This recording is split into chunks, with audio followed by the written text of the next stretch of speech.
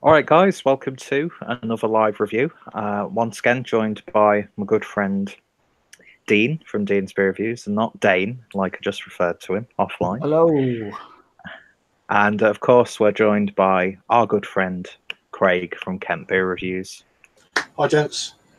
So, how is everyone tonight? Good. Good. Mighty fucking fine. Yeah. Quiet weekend, just chilling.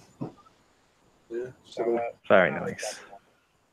Okay, so I'm just going to get the comments page up. All right, then.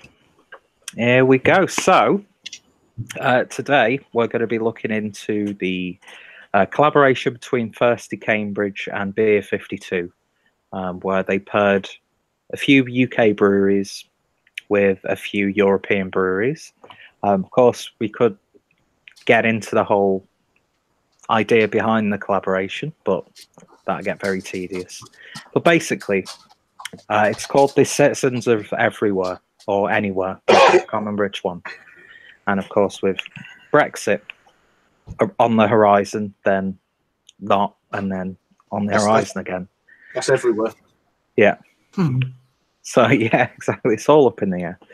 But yeah, so to celebrate the collaboration between ourselves and our European breweries, people came together and brewed some actually tasty beers, because I've only got 2 left from my box, which are going to be the ones tonight. So myself and Dean, excuse me, will be reviewing the Fine Ales Farm Brewery, which is the beer/life balance, brewed in collaboration with Bibliotek from Sweden. And this is a citrus grisette. And that's clocking in at 4% ABV. So we'll get that done first, just get out of the way. And then, of course, Craig will be joining us to review a brewery fairly local to him. That would be Gads, and a collaboration with Pojala out of Estonia, if I remember correctly. And this is a 5.2% ABV Baltic Porter brewed with spruce tips and juniper berries called Spread of Democracy. So that'll be the grand finale of tonight's stream. So we'll try and keep this brief so we can get on to the other beer. But Craig, feel free to chime in if you've tried anything from either of the breweries. It's all good. So I've never had anything before from these guys.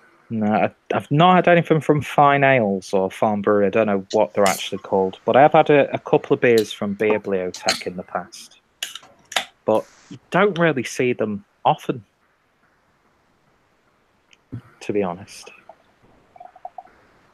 How about you? Do you guys get Bibliotek beers local? Get them in London. Bottle shops, they're everywhere. Not locally, no. It's either London bottle shop or order it online, which I don't. I like some of their cans. Some of their names of their beers are amazing. It's like pretty cool. Yeah, it's like, how the hell did you come up with that? How did they get away with it? Sometimes it's like, it's definitely. Pretty cool. Yeah. But yeah, I've not really had a grisette before. I don't think I have neither. Don't think I have. So is it like a saison variation then, or along them lines, maybe? I think so. It just describes it on the back as a refreshing orange and lemon farmhouse ale brewed in celebration of international collaboration for the Citizens of Everywhere project. Yeah. Excellent. It's all good. Oh, yeah. Go away. Leave me alone. Yeah. So yeah, this probably, I'm not gonna lie, was the least appetizing sounding beer from the box for me. You still have it. Yeah, hence why it's the one that's. Hence why it's the last one, and we had discussed that we were going to review this one, so that's why I kept hold of that. But yeah, I mean, I don't know what to expect with this because farmhouse sales in general, I'm still trying to get my head around some of the specific styles. But I'm hoping if there is fruit added in there, that it's going to make it a little bit more palatable for me. But yeah, it's a Cloudy really lemonade. cloud lemonade, quite faint. It's like a dusting of haze, small particles, but nothing too bold. My head dissipated quite quickly. Yeah, mine's gone away. Yeah. Now, when you do generate some, it's just like a light dusting of a pale white looking head. I mean, it looks really light and refreshing straight off the bat. So let's see what we get on the nose. Just lemons for me. Yeah. Jiff lemon sort of. Yeah. It's got like, obviously because it's a farmhouse wild sort of beer, it's got that sort of like stale kind of aroma. I don't know why, it's reminding me of like a stale lager for some reason.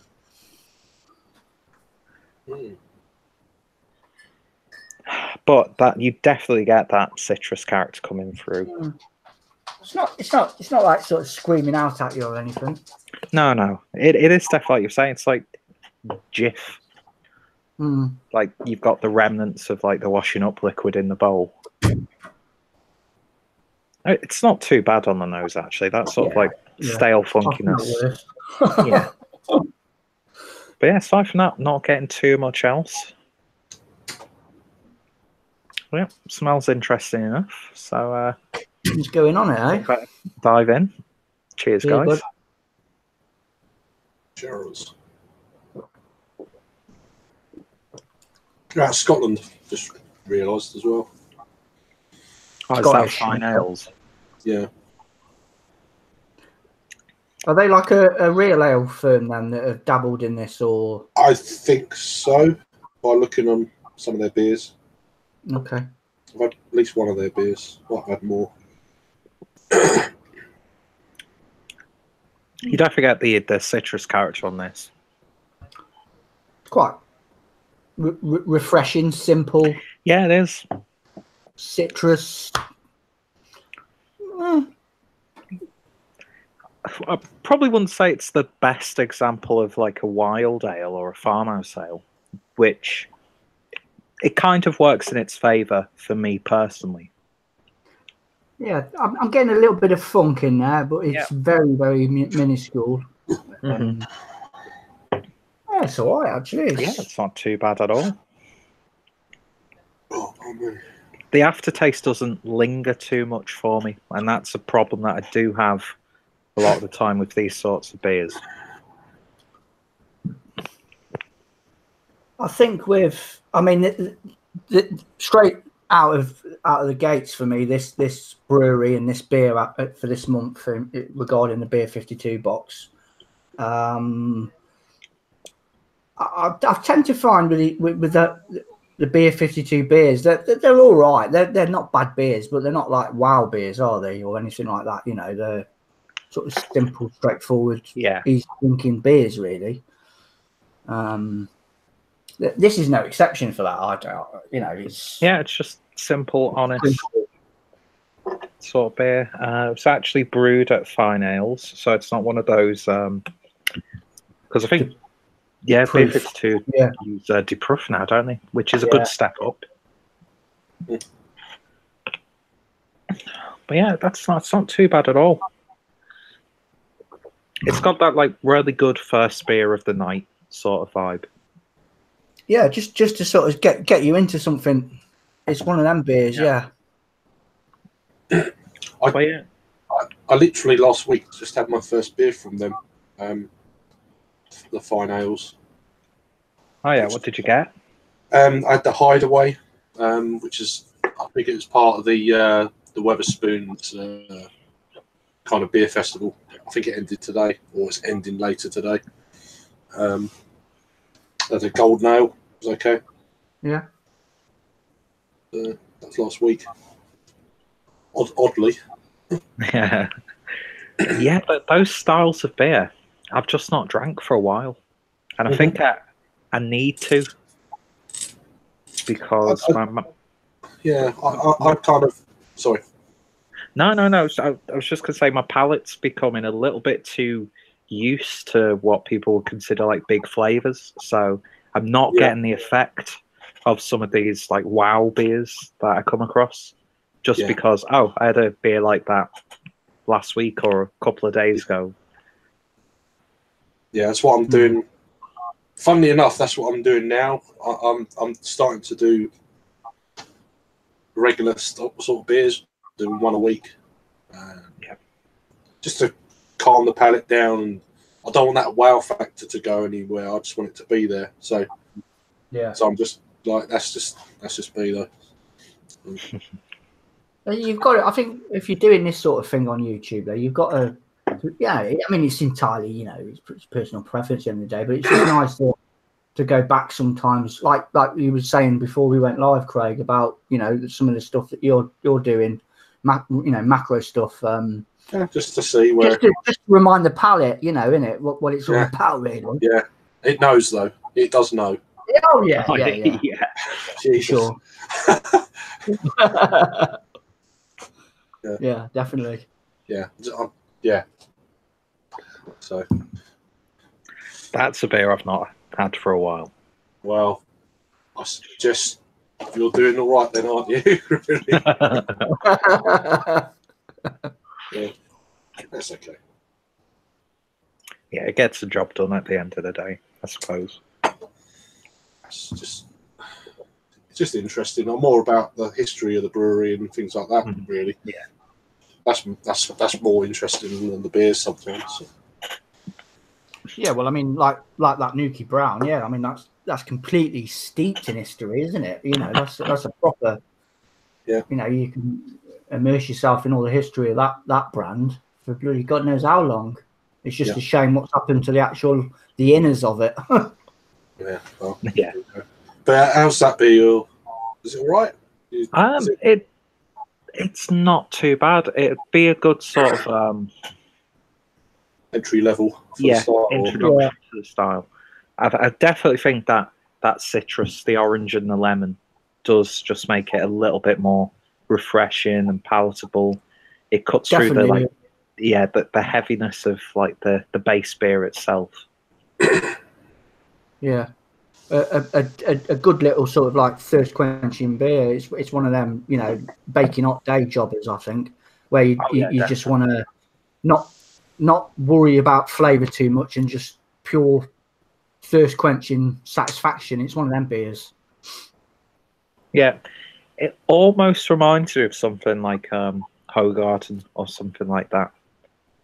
Yeah, you could see that on like an Aldi shelf or just a general supermarket shelf, that sort of thing.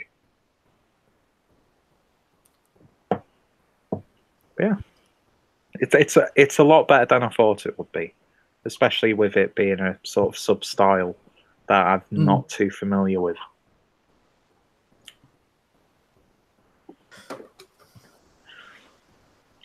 But at the same time, I don't know if I'd rush out to get that again. No, I wouldn't bother myself with it again. I've tried it. Okay, move on. I think. But I'd be a bit more partial to try maybe another grisette style beer just to see if there's something to it. So it's doing the job for me. It's getting me a little bit interested and a little bit more exposed to a style that I have shied away from, to be honest. But yeah, not too bad. So out of 10, what would you give that if you were to give it a rating? I think about a 7 out of 10, something around that sort of area. Yeah, I think I'd put it around there, maybe 6.5 to a 7, something like that. It's sort of like a safe beer, isn't it? Almost. Yeah. But yeah, not too bad at all. So yeah, if you do see it on the shelves, because I'm sure there's got to be a few cans of this lying around, especially with some of the breweries and the tap houses and tap rooms that took part in the event. Definitely worth trying, and it's put fine ales on my radar. Yeah. to give them a try. Yeah, it's fine. These are all weak, ladies and gentlemen. So yeah, off to a good start. Not bad. Moving on to a style which I'm really starting to get a taste in for. Yeah, I'm looking forward to this one. Yeah, and that, of course, is a Baltic Porter. And I've got to say, that's quite. It took me back. The breweries involved in this beer. Mm. I mean, obviously nothing against anything like Gads or anything like that, but to have a brewery like Poyala who produce some out there beers, yeah, do a collaboration. Their dark beers, especially. Oh yeah, Jesus. Yeah, doesn't always work, but yeah, when it does, all the old wax tops to their bottles and stuff. It's like wow. So, but before we get into that, I'm just going to quickly check on comments. Let's see if we've got any. Having to use my phone because it just doesn't want to work. So Gregg Bullman, hi Greg, says yes, grisettes like a saison. Looking forward to this one. Love fine ales. Yeah, definitely give it a try if you can get hold of it. Yeah. But anyway, so Gads. I've had a pale ale from Gads before, and Craig kindly sent over an Imperial Stout a couple of years back, which was gorgeous. Was he in Germany? Was he in Germany? Yeah, I was still in Germany then, and that was a special little beer. And I've had a few beers now from Poyala, but again, you don't really see them too much, and when you do, there is a bit of a premium to them. Yeah, price wise. I've never actually had one of their beers. So, definitely worth giving a go. £8 or £9, it's like yeah. We've both out on this particular beer. I've never had anything from them before. So yeah, very interested to see how this one turns out. The only thing that's sort of like going through my head at the moment with the style of being a Baltic Porter and the ABV, you know. Yeah. I always thought the Baltics were sort of pushing the 10s, but maybe I don't know.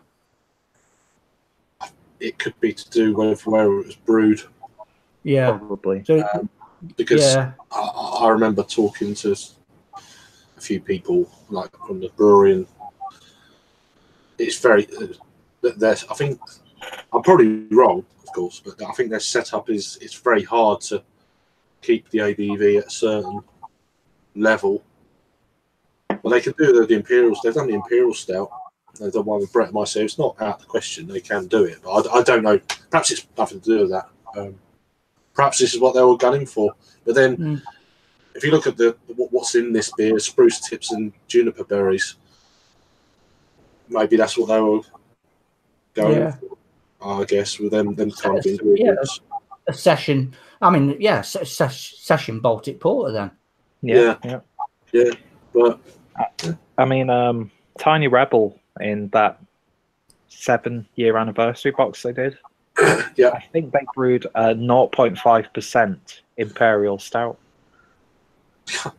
Which, I saw that. And I was like, from what I heard, it kind of worked. So I'm really interested. As much of a traditionalist at times, I do get excited when I see they're doing something a little bit different.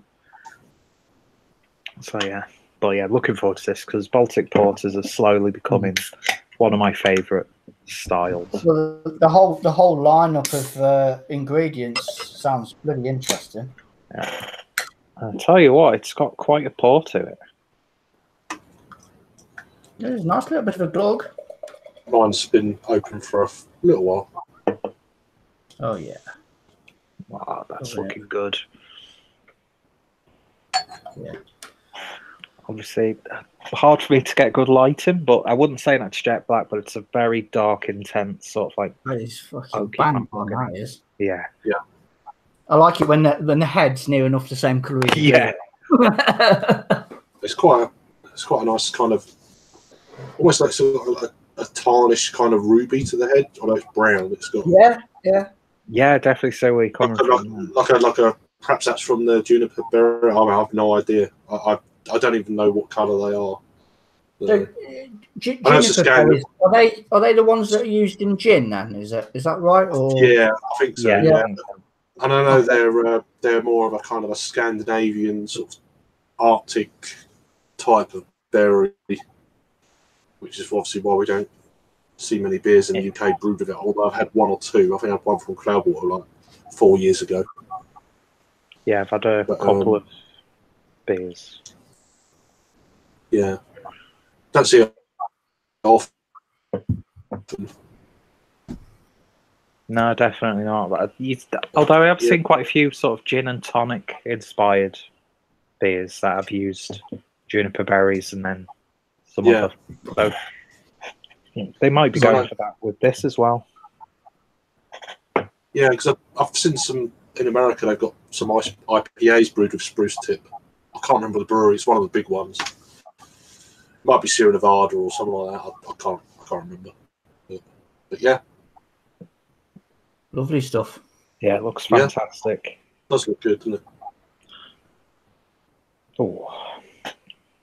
Oh yeah. God, that smells good.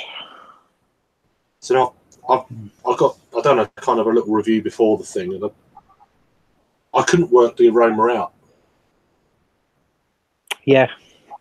Coffee, chocolate, and yeah, but there's something else.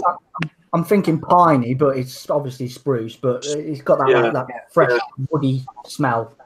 It almost has like a black IPA sort of vibe going off. Mm-hmm.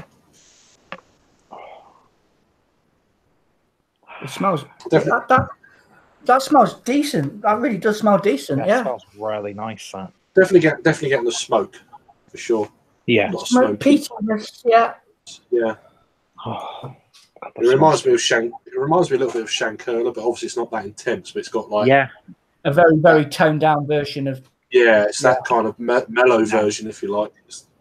Nothing's ever going to be like that. No, that's full on smoke. But I get where you're coming from with that. Yeah, that definitely detect that. Yeah. Oh, it smells good. It does smell really bloody good, actually. Yeah, it does. It's so rich and inviting. Yeah, definitely. Anyway, I think we should tuck in. Let's go for it. Cheers, guys.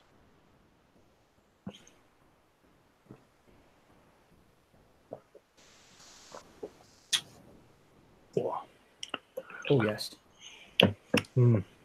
It's good. Oh, it's got a nice body too, hasn't it? Yeah. Oh wow.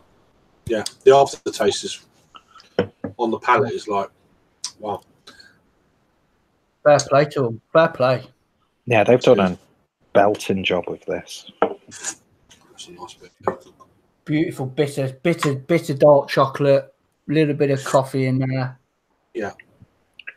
That smoke is definitely there, like a smoky, like an ashy kind of, ashy peat or whatever. I don't know. Yeah, very very subtle, very complementing smokiness to the chocolate and the coffee. And the great thing about it is, even when you finish having a sip, it's still there on the palate, and it's just lingers really nicely. And I just love that about some beers and the way this is coming across. It's just like you don't need to keep drinking it to get that flavour. It's hanging around. I love that. It's good. I need to review this. I've already realised. Stick with Craig's point. It's like when your saliva after you've drank it mixes. Wow. And I'm guessing like that spruce is like, I don't know, like a freshness about it almost. Yeah. That's a nice beer. It almost adds like a slight, not hoppiness, but you get that sort of resiny, oily character from it. Yes, it's a slight slickness to it. Yeah. Almost. Yeah. Like a grassy slickness. I don't know if it's grass, but it's damn good. Yeah. It's not. Yeah, you're a lucky fella, mate, to have a brewery like this on your doorstep. Oh yeah. Yeah, I mean they do some great dark beers. For themselves, they obviously a Dog Bolt, which is their core range beer, which is quite well renowned. It's I think that's their best core range. That's like their flagship beer, isn't it? Almost, is it? I would say personally, but they've got other Paler beers, but I think that beer is the one, the best beer. They do an oyster stout as well, which is one of their core range beers. It's still very good. I'm trying to think what else. I've done these Imperial stouts. They've done one in 2012, and they've done one in 2014. Well, I think that was an Imperial stout with Brett Meisy's yeast. I've still got that downstairs. You can still get the 2012 Imperial stout, Russian Imperial stout. That's still around locally.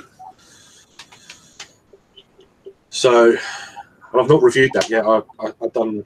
I think I sent one to Peter, and I took one to the bottle share last March when Paul was over.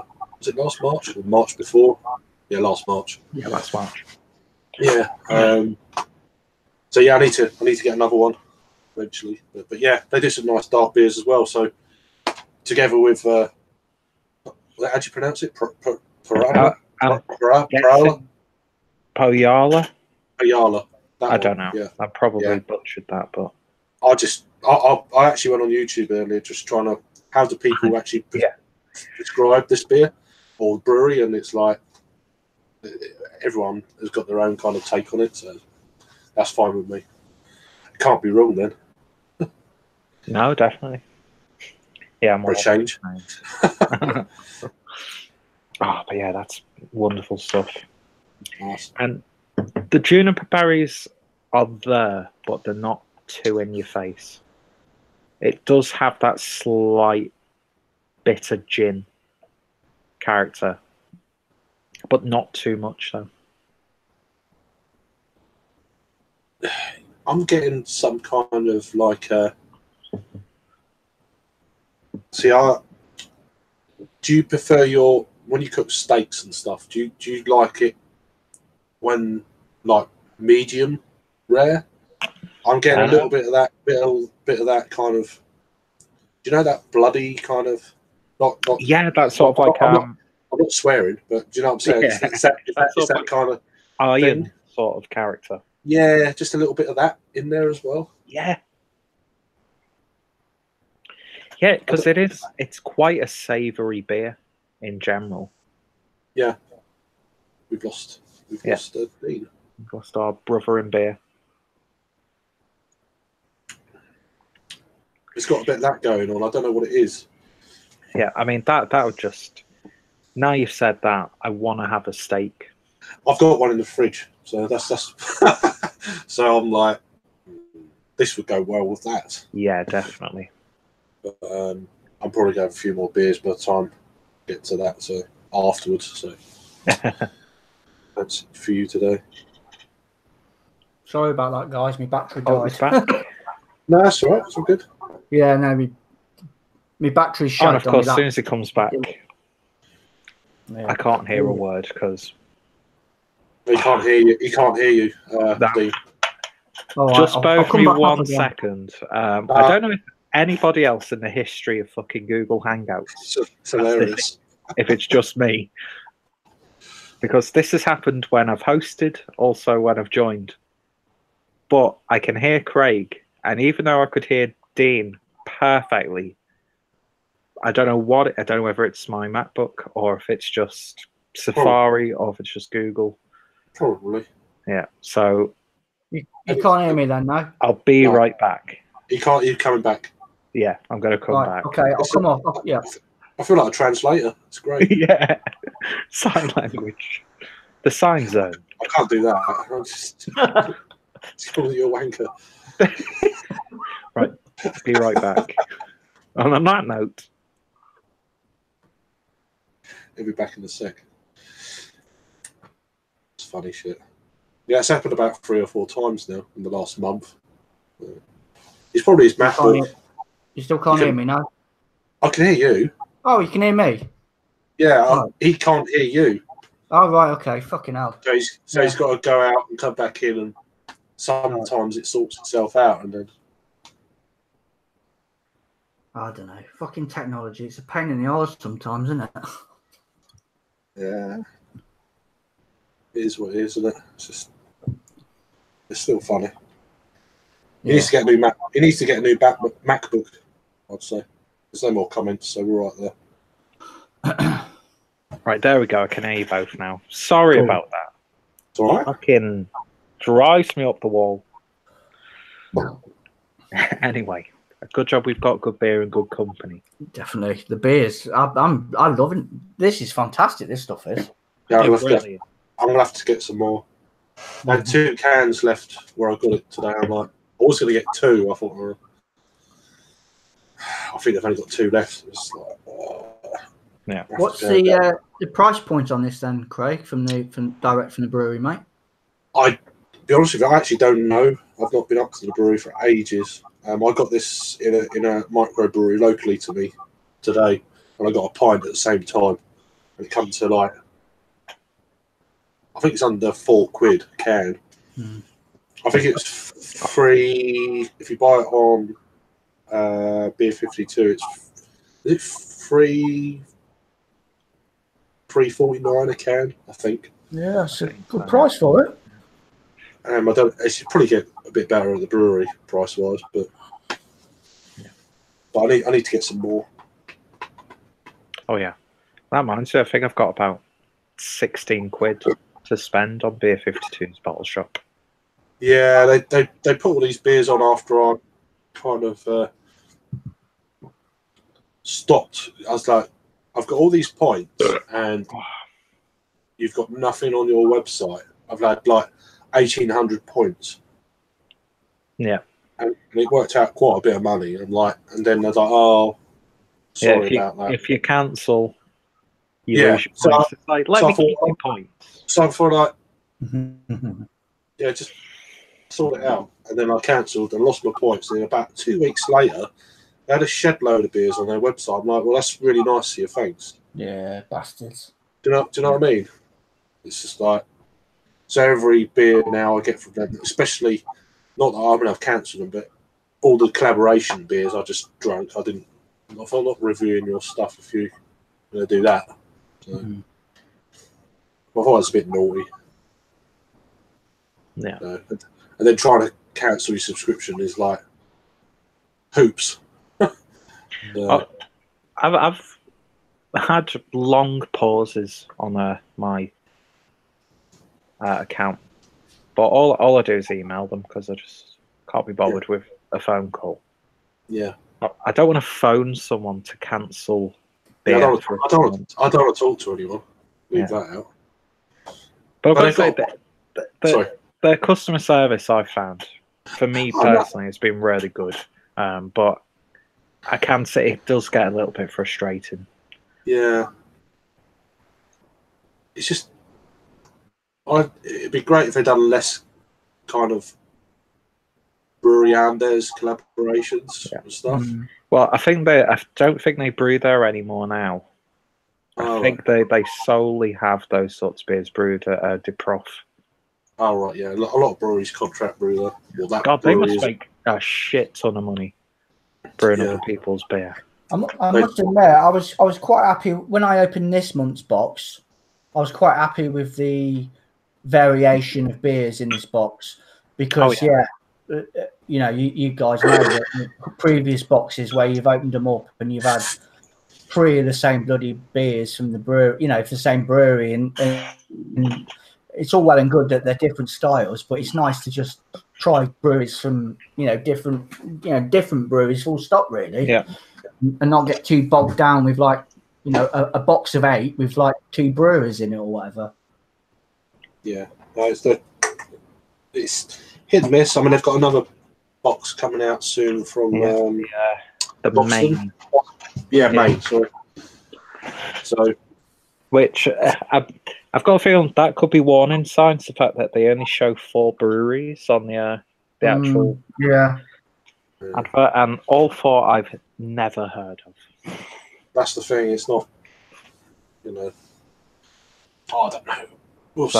I'm still undecided whether I'm going to, because got to be sensible with my money anyway. But I don't know. I don't tend to review many beers from the boxes anyway. I'll probably do 1 or 2, if that, and then just drink the other ones at my leisure and just not sort of really worry about them.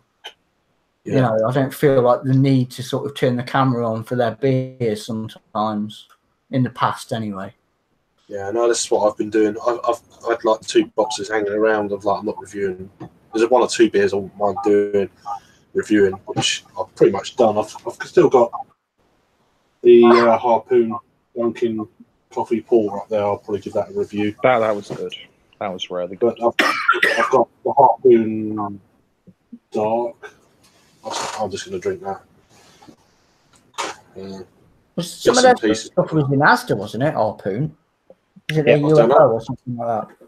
I had that earlier. The Hef. Hef, yeah. I didn't like that. I didn't like it either. It's just a boring wheat beer. It's like it's hard. It wasn't a very good wheat beer. Yeah, it wasn't that great. And there's a few more that have come out. They're actually online at the moment in bottle shops in London. So they've done another version of their Dunkin' recently. I can't remember. I saw it yesterday. But anyway, yeah. Yeah, that's an absolutely gorgeous little beer. It's lovely, isn't it? It's one of them beers where you'd quite happily have another can of it, wouldn't you? Oh God, yeah. And I tell you what, for a 5.3% ABV beer, it's tasting not in an alcoholic way, but it's tasting a lot heavier than 5.3%. A lovely body to it. Yeah, the body's not pissy or anything like that. It's got a really nice richness to it. Yeah, nice gentle carbonation as well, not too aggressively carbonated. It's slightly savoury as well. So yeah, it's just got that little bit of thing going on. Yeah, I can't get steak out of my head now. When you said that, yeah, it's definitely a great pairing beer, I'd say, for that. Just nice steak, just a little bit of salt and pepper, fried in garlic butter. Yeah, come on. Yeah, you slag.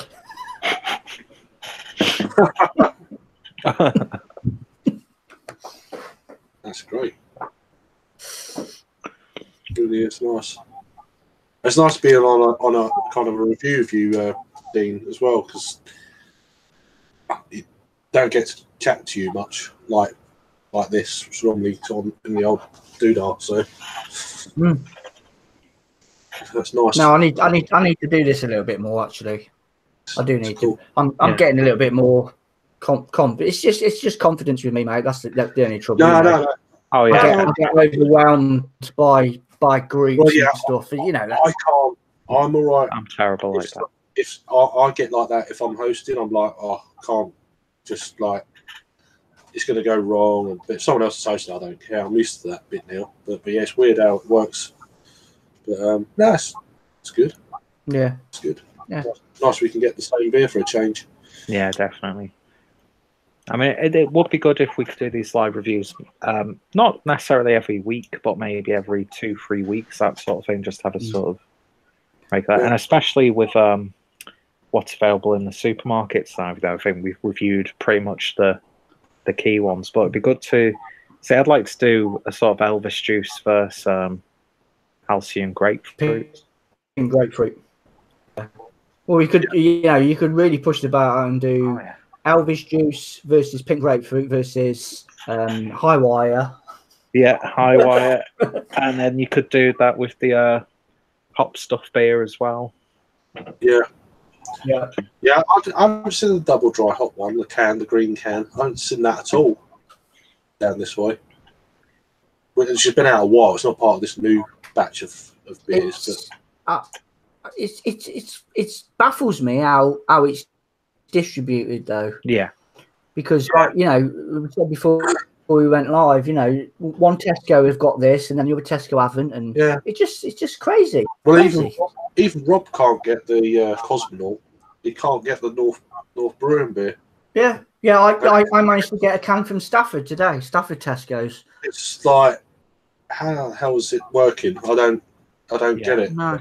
I mean, I know a load of people giving the beer buyer shit. The beer buyer for Tesco. It's not his fault. It's not his fault. He's done his job. He's got the beers sorted. Yeah, but I know how the company works, so it's definitely not his fault. Yeah. It's just, he's been paid or told to do this, and he's doing that. And to be fair to him, he's done a really good job. Oh yeah, definitely. I was showing Craig before we came on. I got this from the Stafford Tesco today, which I've just reviewed that. That's bloody lovely. And then obviously the North beer, and then there's a couple of real ales that I managed to get on as well. Hostel. Okay. Oh, that sounds good. Yeah, there was this one, and then there was a saison, and then there was a couple of Fuller's beers as well. But I never got them. I got the Fuller's. I saw the Fuller's beers last Wednesday. Is it West Coast Jobber? Is it West Coast and something else? Or yeah, there's a couple in there. 330ml bottles, like randomly. Yeah. What the hell are they? And I had to make a couple of trips last week just to see what was going on. The first day, I had nothing. I was like, what's going on? Yeah. I didn't have a rant, but I know someone did online. But, Oh yeah. On that. But I went on the Wednesday and they had like eight of them. So I'm like, that'll do. Yeah, it was like that with the Tesco and Wigan, because went there on my way back from Manchester last week on the 1st, and they had the Halcyon and a couple of others. Then went back. I got that as well. I'm going last to review Saturday. yeah, this Saturday.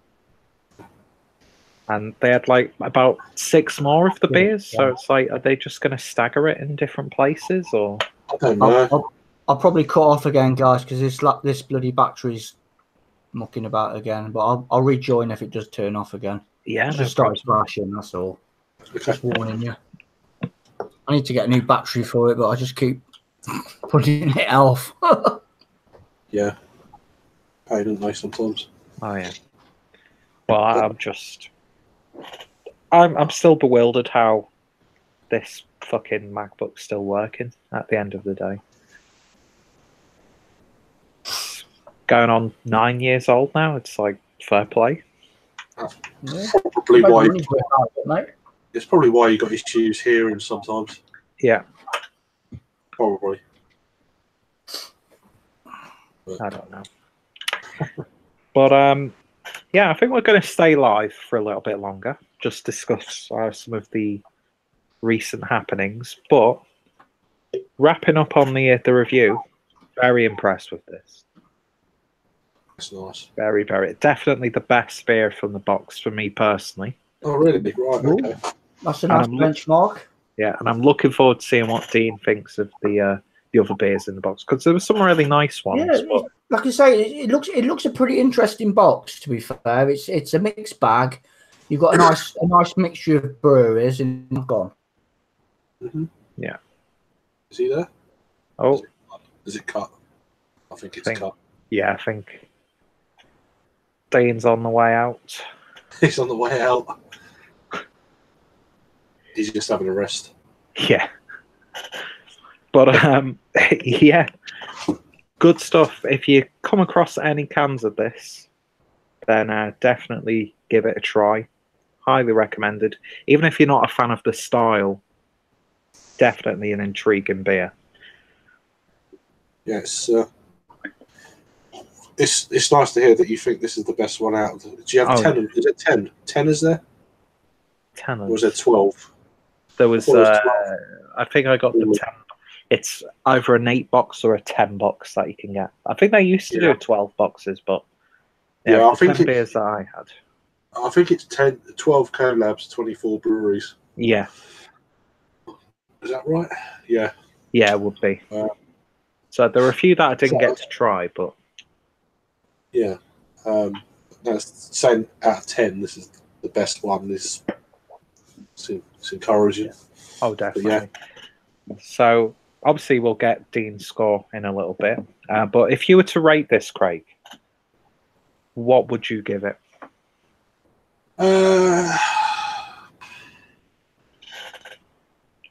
Now I've experienced the beer properly. I mean, I've done a little review before. It was kind of a little bit rushed and stuff, so I'm going to try and get another can and do a proper review. Mm-hmm. But this can, as I'm drinking this one now, kind of thing, it might be different. I'll go and do a review in a few days. Another can, it might be different. Yeah, I'd give this like an 8.5 out of 10. Oh yeah, definitely. Like that. I think it's up there with, it's bordering, I would say, world class. Not quite, but it's still a really tasty, damn tasty beer. Mm-hmm. Yeah, it's all right. It's good. I think I'm going to get some more. Yeah. Definitely agree with you on that score. It's just the only reason why it might not get anything higher is because it's still a style that even though I've drank a lot more recently, I still haven't really figured out what like a really prime example of a Baltic Porter would be. Just because not enough breweries are brewing them. Yeah, I'd love to try an Imperial version of this. That'd be pretty. Oh God, yeah. Interesting. That'd be damn interesting. Or maybe if they rebrew this beer, but they brew it in Estonia. Yeah, and I'd actually like to see. Oh yeah, definitely. Sorry, I keep interrupting you there, Craig. No, you're right. You're cool. But yeah, I'd like to see this brewed again, even at the same ABV, and then maybe left to age in something like a port barrel or something like that. I don't know how that would work with the ingredients involved. Because I definitely think it's quite vinous already. I think. Yeah, I don't know. It'd just be really interesting because I do get a lot of port character coming through. Yeah, that's a good point. I don't know. It'd be interesting, but that's probably why I'm not in the brewing industry, because I'd just be, let's spend this much money, do this, and if it works, it works. If it doesn't, it doesn't. Yeah, but it's quite a complex beer. There's a lot of flavours going on in there, and then it's just, it's one I'm thinking. It's like a thinking beer. I find it's like, it's got this going on. Like every mouthful, what's that? And it's like keeps changing. Yeah, now it's really now it's more. Yeah, it's really. Yeah, you get a little bit of char on that taste. You get a little bit of dark chocolate on that taste. That's great. Coffee. It's a fascinating little beer. It really is. Yeah. Not being biased, but yeah, that's pretty damn good. So, what about you, Dean? Doesn't it? When they're knocking beers out like this, fair play to the guys. Bang on. Just have to interrupt because guess what? Can't hear him. No, I can't hear Dean again. Surely this has got to be Google. Oh dear, it's me, mate. The laptop keeps dying. Wish can hear me sometimes. Right, be right back. Yeah. At least it fixes the problem. That's good. It's hilarious. That's just brilliant. Fucking quality. It's happened with Jake a few times as well. I think it happened when me and Peter did that bloody chocolate quad that was the same. He joined. I think I was on my it was on my channel. He joined, and then I couldn't hear him, so he had to come off, and then we had to redo it again. I love that. That was exactly the same problem. That was a great beer as well, by the way. I had that when I was doing the beer. Oh yeah. I paid too much. Yeah, I paid too much for it. The chocolate quad thing. Oh yeah, that was good. Yeah. Yeah, fantastic. That was awesome. I had that, and I had the is it Santa Claus thing, the same guy? Oh yeah. From is it Austria or I can't remember. I think it's or Czech. No, I think it's Czech Republic actually. Yeah, that one. It was like I think it was a 5-year-old bottle. It was like it blew me away. Yeah, it cost me a lot. It cost me a few euros though. Jeez. Yeah, I can imagine. Yeah, So, it was far too expensive. Oh yeah, definitely. The price I've seen that beer go for, and the fact that people rarely love it or people just can't tolerate it. I'm like, it's a big boozy beer. It's like a barley wine of sorts, but I loved it. It was fantastic. Yeah, there is a morbid curiosity that wants to give it a try, because I've spent much more on shitty beers. Well, not much more than what I've seen that, but I've spent more on beers that weren't worth the price that I paid compared to, wow, that's great value for money. So yeah, no, so Dean, not sure if you asked this when I was gone, but what would you give that out of 10? I'll give it a 9 out of 10. Okay, wow. Yeah. 9 out of 10 for me. Lovely stuff. And yeah, definitely the beer of the review, the live review. Fantastic stuff. If you get a chance to give that a try, certainly do. Wow. Cool. And check out both breweries as well. Lovely. I've got a fair playlist of obviously being local brewery. Some of my early reviews are from them guys. Yeah. Well, if you don't mind me doing so, Craig, I'll put the playlist in the description. Yeah, do it. Yeah, fine. Yeah. No worries. So that's what it's all about, really, promoting as much as you can. Yeah, cool. Yeah, they're about 1.5 miles up the road, so which is cool. Oh, yeah, yeah, great bunch of guys up there. Really, really nice people. Just yeah, because I mean, I've heard of them before, obviously, because you've in the past you've spoke quite highly of them before, Craig. But I think the brewery that stands out for me around your neck of the woods would be Time and Tide, because they've got a little bit more of a reach. Although I've only had a few beers from them guys before, but no, I mean they're definitely worth a shout. Yeah, predominantly cans and keg, whereas the Ramsgate Brewery they got recently, the last year and a half, gone into canning. They produced a 1.1 session pale ale in the last 6 months, and that's just recently won an award, an international award. I think it featured on one of the weekend morning cooking things. Like recently. Sunday brunch.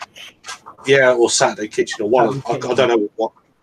One of the two. I don't know what it is. I think it appeared on the TV in the last 6 months or whatever. So they're producing some good stuff. Plus, they're doing some more they're going to open up a barrel tap room soon as well, which is I'm kind of looking forward to. Oh yeah, yeah. Sorry, Craig. No, just they've done a few saisons, blends, stuff. They've got some big bottles out, stuff like that. So yeah.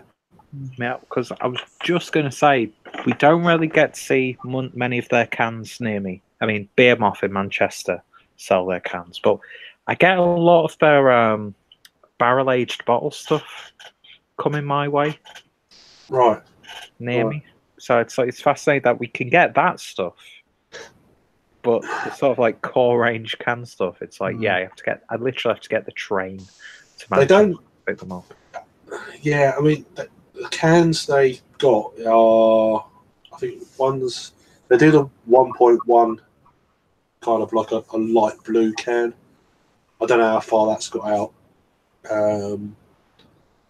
They do she sells seashells, which is like you try saying that when you've had a few. That's a seasonal, but they've canned that one. Actual other core range beers, it's all bottles. So like the number 3, the number 5, the dog bolter, and the the oyster stout.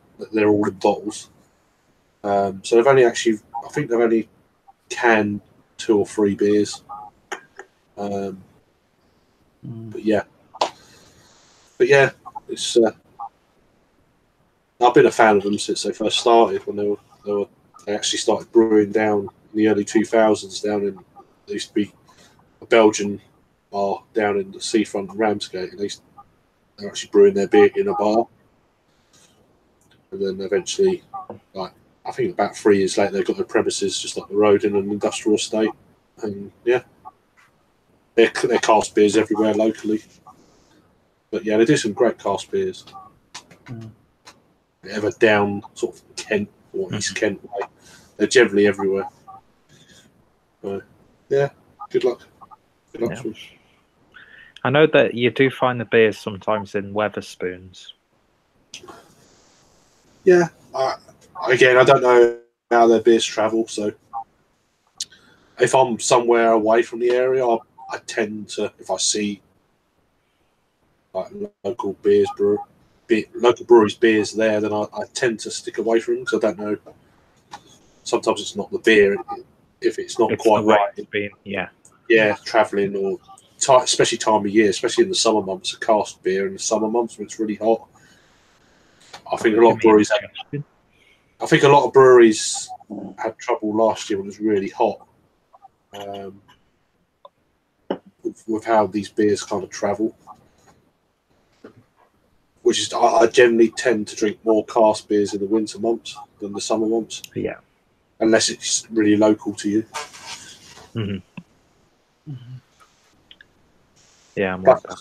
It's too warm as well, and I want something a bit cooler, so go for a keg beer. Yeah, definitely. I need to drink more cask in general. Yeah, same here. I'm guilty of that. Don't tend to go out that often to warrant doing it, but I feel it really. That's it. So when I go to Manchester, it's just always like the usual places that I go to, and I'm like, why don't you just try that pub? Just go in.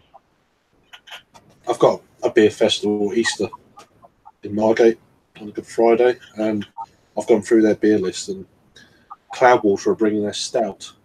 So I'm like, it's going to be on cask. Oh, nice. Wow. And I really want to fucking try Cloudwater's mild. Yeah, I saw a couple of posts of that. It's still around locally. It's in Margate. It's been in Margate for about 2 months, that bit.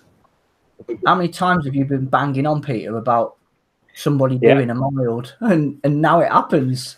Yeah, and who'd have thought it'd be Cloudwater? Yeah, exactly. Yeah. It's cool.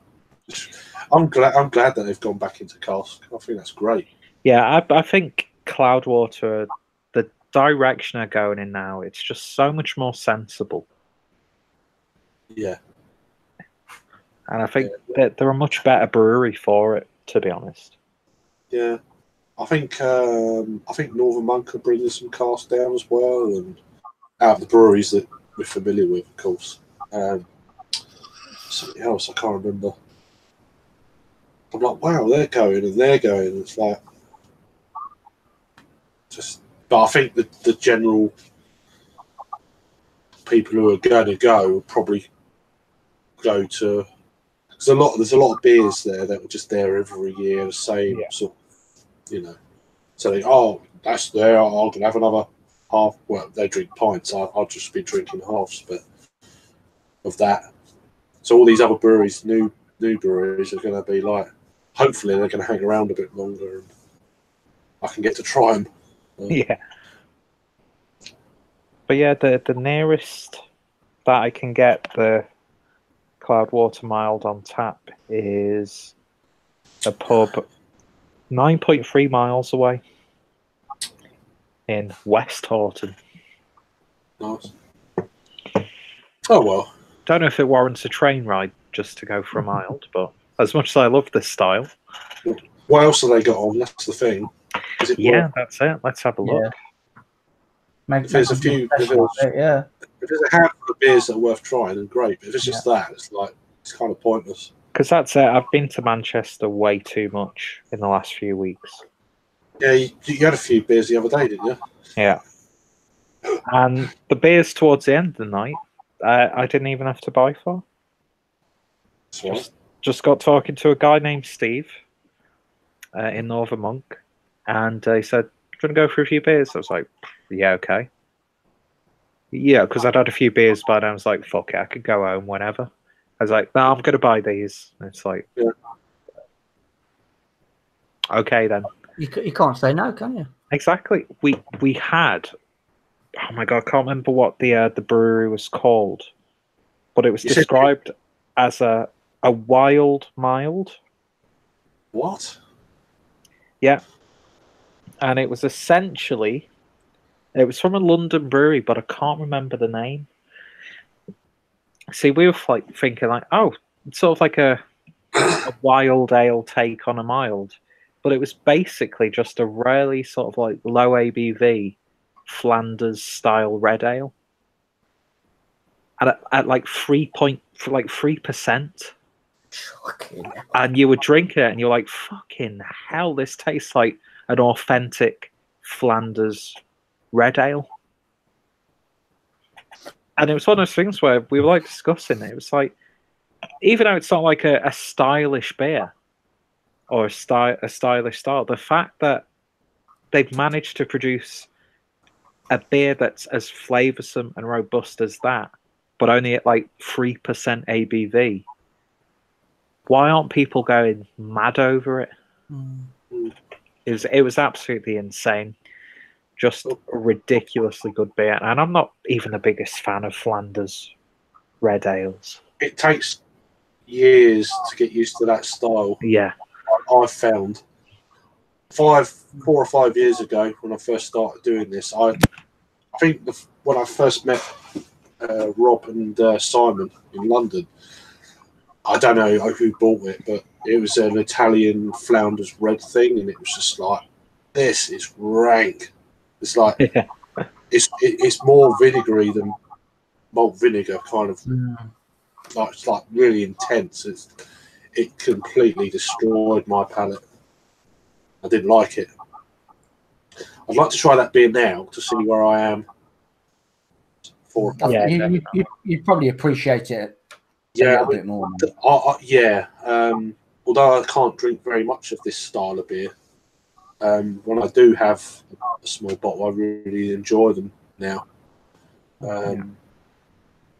Which is really interesting to see how styles can develop over time. I always forced my palate into sours over the last few years, and now I really appreciate them. I like them now. I never give up on a style. I just keep going. Yeah, and by the way, the brewery was actually Hale Brewing from Tottenham. Oh, okay. That's where Beavertown are at, Tottenham Hale. Yeah, and it was called Wild. Have they got a new setup in Anfield now as well? No, I know they're brewing. Who are you talking about? Sorry, Beavertown. They've got a distribution hub in Anfield now as well, haven't they? I think. They've got their own brewery in the new Spurs stadium. Yeah. Oh fucking! It's fucking ridiculous. That stadium is insanely good. I've gone past it on the bypass and it looks pretty good. Yeah, I will give them that. But yeah, they actually brew their own beer in the stadium, and they've got a bar. Well, it's a good little bit of business, isn't it? You know, you've got plenty of football, haven't you? No, it's really like wow. But it looks really good as well. Yeah, it does. Yeah, it does look good. But yeah, it's fair play. Yeah. But yeah, Hale Brewing doing a 3.3% Flanders Red Ale. I was just having a look on their Untapped. They've done a Imperial Crunchy style milk stout. Oh, wow! I've seen that beer, or it might be in America. There's a brewery that it's got like a pump clip or something that looks like a crunchy bar, but I don't know. It's a little while ago, but there's also a brewery in Cornwall called the Hale Brewery, I think. I know there's a place in Cornwall called Hale. There's a big estuary there. I'm waffling. Sorry. No, it's all good. It's what it's all about, man. I'm a sucker for anything like that on the label, whether it's a bottle or a can. I'm ending on it straight away. It's just you've got to try it. Oh, by the way, I'm on the lookout for that Neon Raptor beer that you had. The Jaffa Cake. Hell. I'll tell you what. Oh my word! It's one that stood out for me when I first heard about it. I thought that sounds good.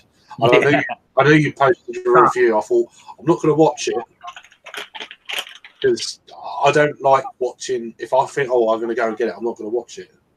Yeah. No, but yeah. Seriously, I put money on it. You two guys would absolutely dig that beer. Fucking magnificent beer. Really? Bang on what it says. Yeah. Beer in beer form, obviously, but yeah. Ooh. There's a lot of beers like that. Lovely stuff. Never end up getting them. There's too many good sounding beers these days. It's just I want that, I want this, I want that. It's like you can't. As great as they probably are, it's just. One to beyond beer that I did. That was like fucking. That blew me mind. That did. Oh, that Imperial milkshake. Yeah, that's still around. Milkshake, black IPA or something. It's still looking around. Oh my god! What the hell? That's another one. Yeah. They're like they're 12% beers, don't they? One to beyond. Yeah. Because that stupid. What was it called last year? The one you reviewed, Peter. Octopod. Yeah. Fucking hell. Yeah. Crazy. Yeah, and now they've brewed the sort of sequel, haven't they, with pretty much the same beer, but with like oranges and tangerine. I can't remember. Yeah. Which sounds even better for me. Was it mango? The Octopod? Mango and passion fruit. Yeah, because I had the recent supermarket jobby, although I've not had the one you had, but the 4 Pure X Tiny Rebel collab. Oh, it's the mango. Yeah, the Daintree, this one. Yeah, that. Funny enough, got a can of that. And to me, it's a nice beer, but it's just a little bit too much. Yeah, I've heard that a lot actually. The 4 Pure collab. Daintree, the one you reviewed as well. Dean. Yeah, I dig that. I dig that beer. I thought it was, Yeah, I haven't watched your review yet, but it was decent. I found it was a bit too harsh for me. A bit too. I mean, if we can group all these new release beers out from Tesco's at the moment, from whether it be a beer reviews perspective or a guy that's posting on a Facebook group, I think the consistency is a bit up and down. Because I've had some beers where I've really liked some, and then other people have been a bit and then vice versa. I think the quality levels are a bit up and down at the moment. They need to level off a little bit. Well, there's the other two I've reviewed out of this. The one I just said in these two. Yeah, Wildcard was solid for me. I haven't had the other one. I can't even remember. I remember that one was pleasant. But I've seen people moaning online. just like they're not going to be £6-9 kind of. I don't like putting a price point on flavour and how a beer is, but they kind of were, and it's like you're not going to get something like that in a supermarket for £3. It's not going to happen. No. For ingredients straight away. Belters out there. Yeah. Absolutely. Belters out there. I think they're, for what they are for £3, I think they're great. Yeah. The ones I've got are the Grapefruit New England IPA from which I'm looking forward to. I've got to. Coastline, which I've is got that down. Yeah, I've got that downstairs. And then I've got the Daintree to drink as well. Mm. But I'm not too worried about reviewing them because I know for a fact that £3. Mm. I'm gonna review them eventually, all if I can. But I was annoyed. It slightly annoyed me. I couldn't get them on Monday. I was going to get all these and do them throughout the week, but then it took me like 3 days to get them, and then I felt a bit rough the last few days. I feel a bit better now, but I still got the Magic Rock one to do and the 2 Thornbridge beers as well. So yeah, it's a good selection of beers for the price that you're paying. I think whether you get a dodgy can or not, it's something you can go back to. That sort of price. It's not the end of the world, is it? No, it's not too bad at all. Good. Any more comments, Peter? Or? Just going to have a look now. Just in a sausage roll, sorry. No, that's cool. Is it one of them vegetarian ones? Or? No, it's from a co-op. Oh, like 6 for £1.35. Sounds good to me. Even if they're crap, you're still getting 6 of them. Oh yeah, definitely. That's the way I look at that. But we've got a comment from Swiggin Steve. Okay. Steve, if you're still watching. He says the new Tesco craft beer offers fucking kick-ass. Yeah. And I'd agree with that. Yeah. I think they needed to do it because I know like the previous batch of beers that they brought out, it wasn't as big as this one, but it brought some excitement. Loving 8 and the waffle stout and all the other ones. It just needed that little bit more of a lift, I think. And they've really gone to town this time. I think it's great. Yeah, it's just I don't know why anyone sees a negative to this. Because it's like a negative with Magic Rock, though, isn't it? And the buyout, fucking whatever, mate. It's business, isn't it? Yeah. Remain small or grow. It's a no-brainer. Yeah. Fucking hell. That's all attitude I don't like. Because there'll be people who say, "Oh, I'd rather them go out of business and keep their integrity than expand." It's like, well, yeah, that's all good saying that, but what about all those people who are out of a job? Exactly. It's very selfish thinking, Just because it doesn't fit in with your ideals. Yeah. It's almost like it's my brewery. Yeah. I don't mind it one bit. I'm not bothered either way. No. But I'm sure in this past week a Belgian brewery's been acquired as well. Like a Goerser style brewery.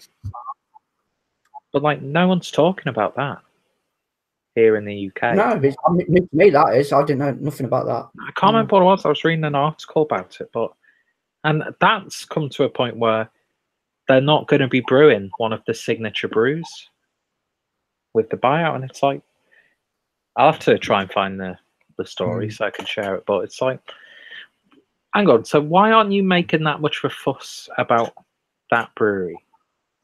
but you're kicking off about Magic Rock, and then people are saying, "Oh, they haven't really released anything special in months anyway." It's like, well, what are you trying to say? Yeah. Mm. If that's the case, how's it affecting you at the end of the day? That's the only thing that sort of spoils it for me in this sort of like bubble.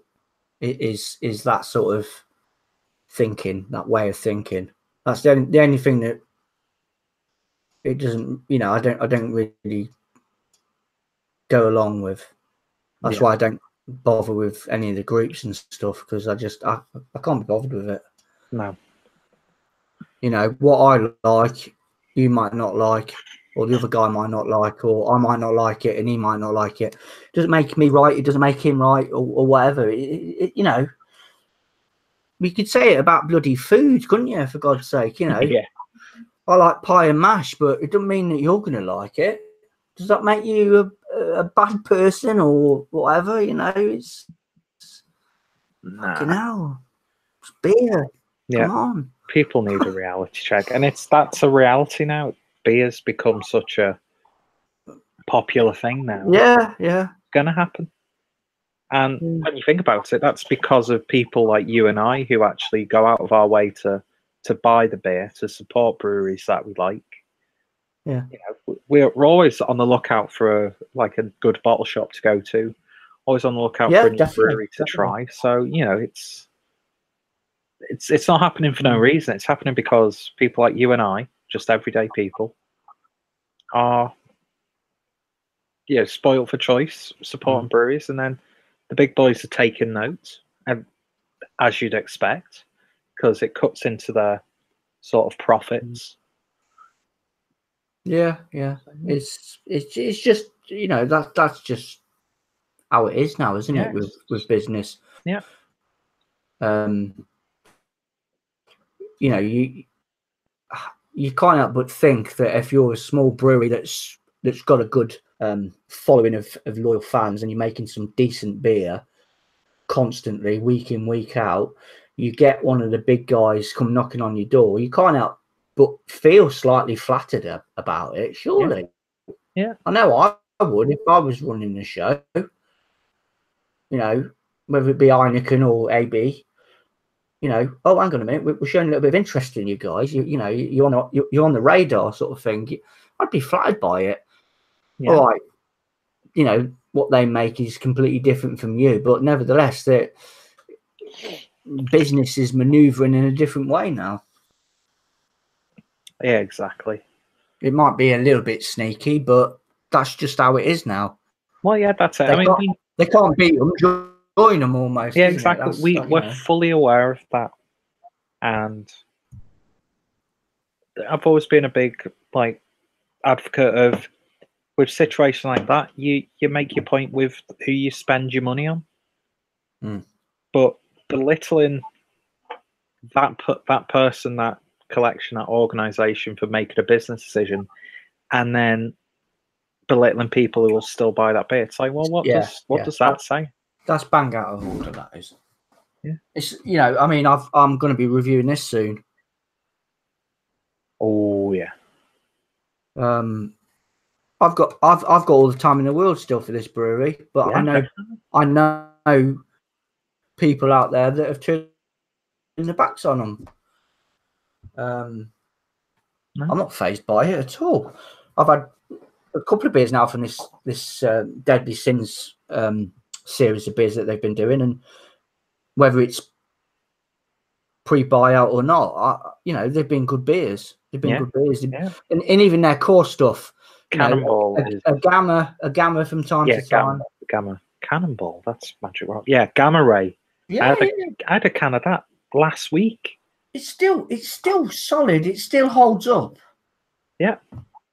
And now, you know, I think it's Sainsbury's are now doing 4-packs of Gamma Ray, neck oil, and I can't remember if it's the porter or the rye. Or if it's 8-ball. 8-ball. I think it's 8-ball. Yeah. I mean, come on. Are you going to turn down? Because they're going to be like £4. I'd say £4 to £6 for a 4-pack of Yeah, good Yeah. fridge full of beers, aren't they? Really, you know. And as far as I can see, Beeftown is still brewing special edition beers. They're still doing limited releases. Yeah, still got their Tempest series on the go. You know that's doing well. Yeah, they're going to be doing the Bloody Hell again. Yeah, they've just been left to get on with it. Yeah, Heineken are making their money. Yeah, distribution reach though, isn't it? Yeah.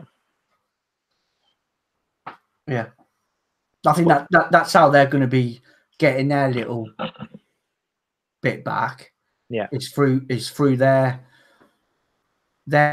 distribution reach, where they can push their beers in that country, in that city. That's where they'll get their little bit of revenue from it, without interfering with. Oh no, you've got to take that out of the beer now. Just water that down a little bit. Take that back a little bit. They don't need to do any of that. But for some strange reason, people are sort of petrified of them sort of fudging about with the beers, where it's not always the case. You know, it's not always the case. I mean, it does happen. You know. Yeah, it does happen. Yeah. See some of these craft brews crumble after they've been bought out, but I've not seen any of the recent buyouts. I mean, 4Pure is still doing an exceptional job. Yeah, decent beers again. Yeah, juice box, you know, all day long with that stuff, isn't it? And they're still doing their collaborations. They're still doing their special edition series. They've got a good independent bottle shop, a web shop, where you can buy obviously the core range stuff, but also you can buy crowlers of beers. You can buy the seasonals. Yeah. Yeah. Bear with me 1 second. I've been summoned. Okay, no problems. Back in a sec.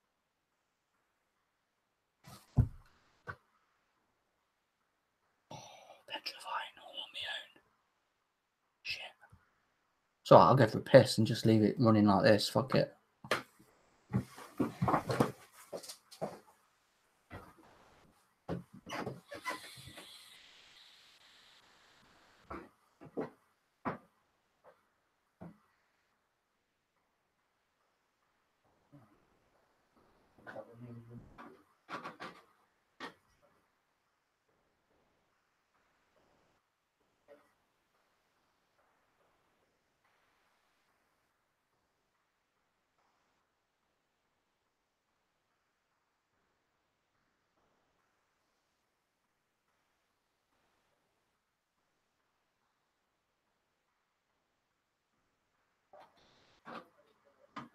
Yeah, she should have gotten that the other day, though, shouldn't she?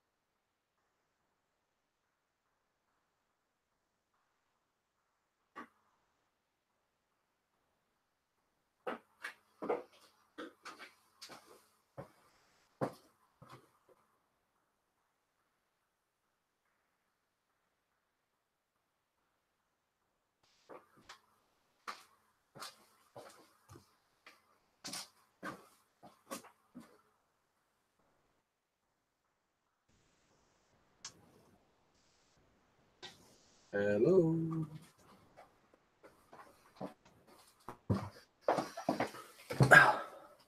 I'm here. Hello.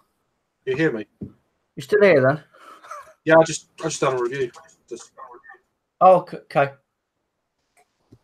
So you cleared off to the toilet, and I needed a piss as well. So. No, we're still alive. I just like, fancy a few beers. Well, I can't just sit here and.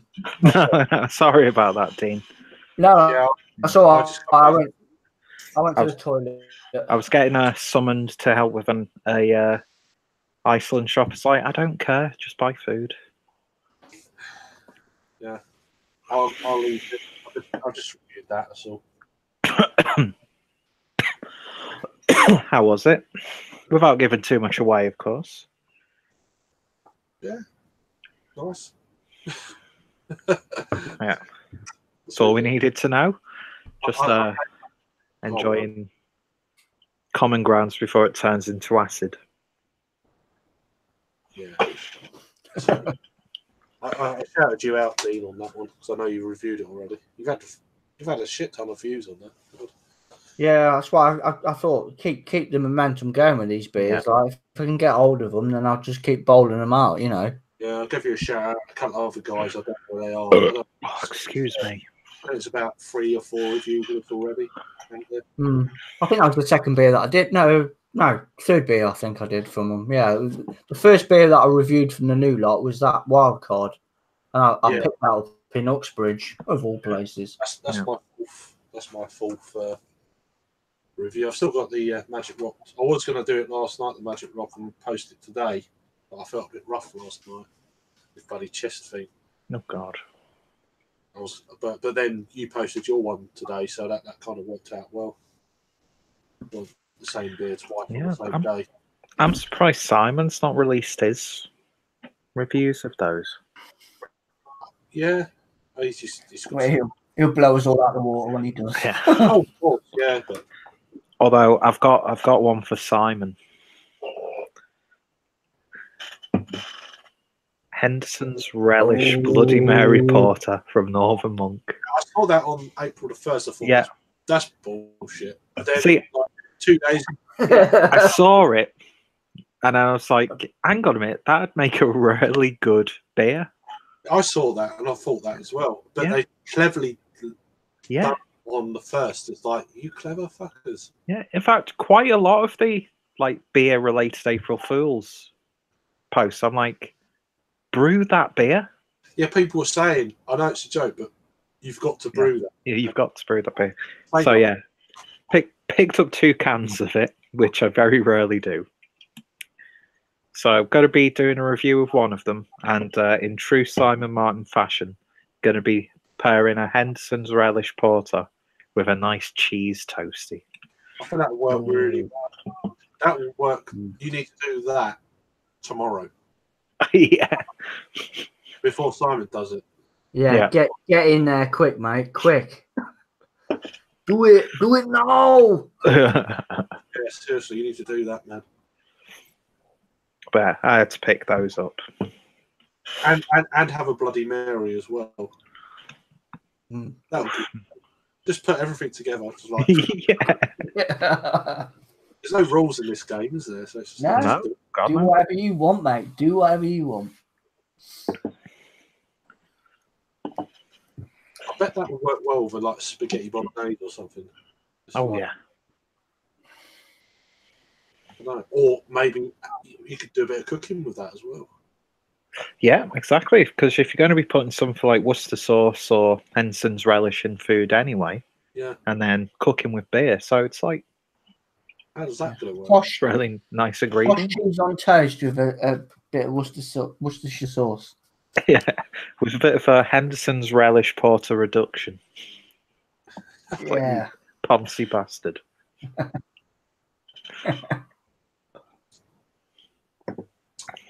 reckon it went really well. Yeah, I'm looking forward to that because I was in Northern Monk, and that random guy who I bumped into, he was like saying, "Oh, it's really nice that you should get a third." I was like, "No, I'm gonna just stop myself, pick up a couple of cans, take it home and have a nice surprise with it. But I tell you what, they had some fucking amazing 2-old beers on tap. Yeah, that brown one sounds amazing. Because I think they've got, is it 5 different? It wasn't the Mr. series. I think that was a few weeks ago. I know Cafe Beer Muff had the full range on tap. This was just a general sort of takeover, and they had a really nice barley wine. Right. I've seen them online. That Mr. series, 5 cans for 50 quid. But they're big cans. They're bigger than 500. Yeah. So is it 5, 7, 8 or whatever? I think so. I saw the cans in Beer Muff for a tenner a can, and I was like, That's not a bad price. It's not a bad price, but I was like, it's a lot of money to commit. There's only really brown that I wanted to. That's the brown sounds amazing. Because the guy I was with, he was like saying that literally tastes like Nutella.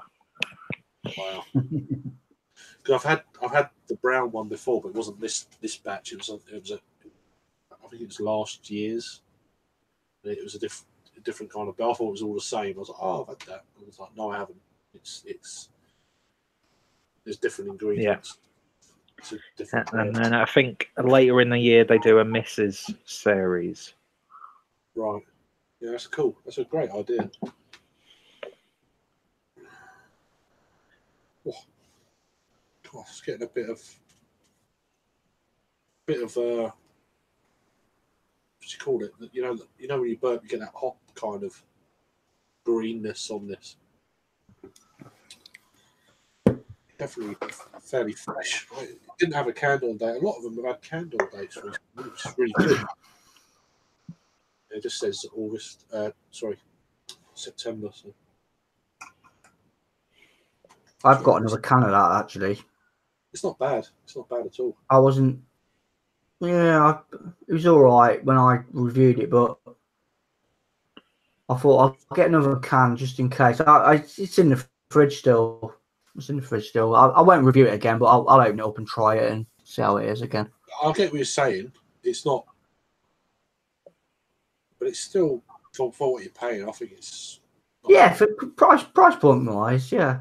It is what it is. We've all had better, of course, but yeah.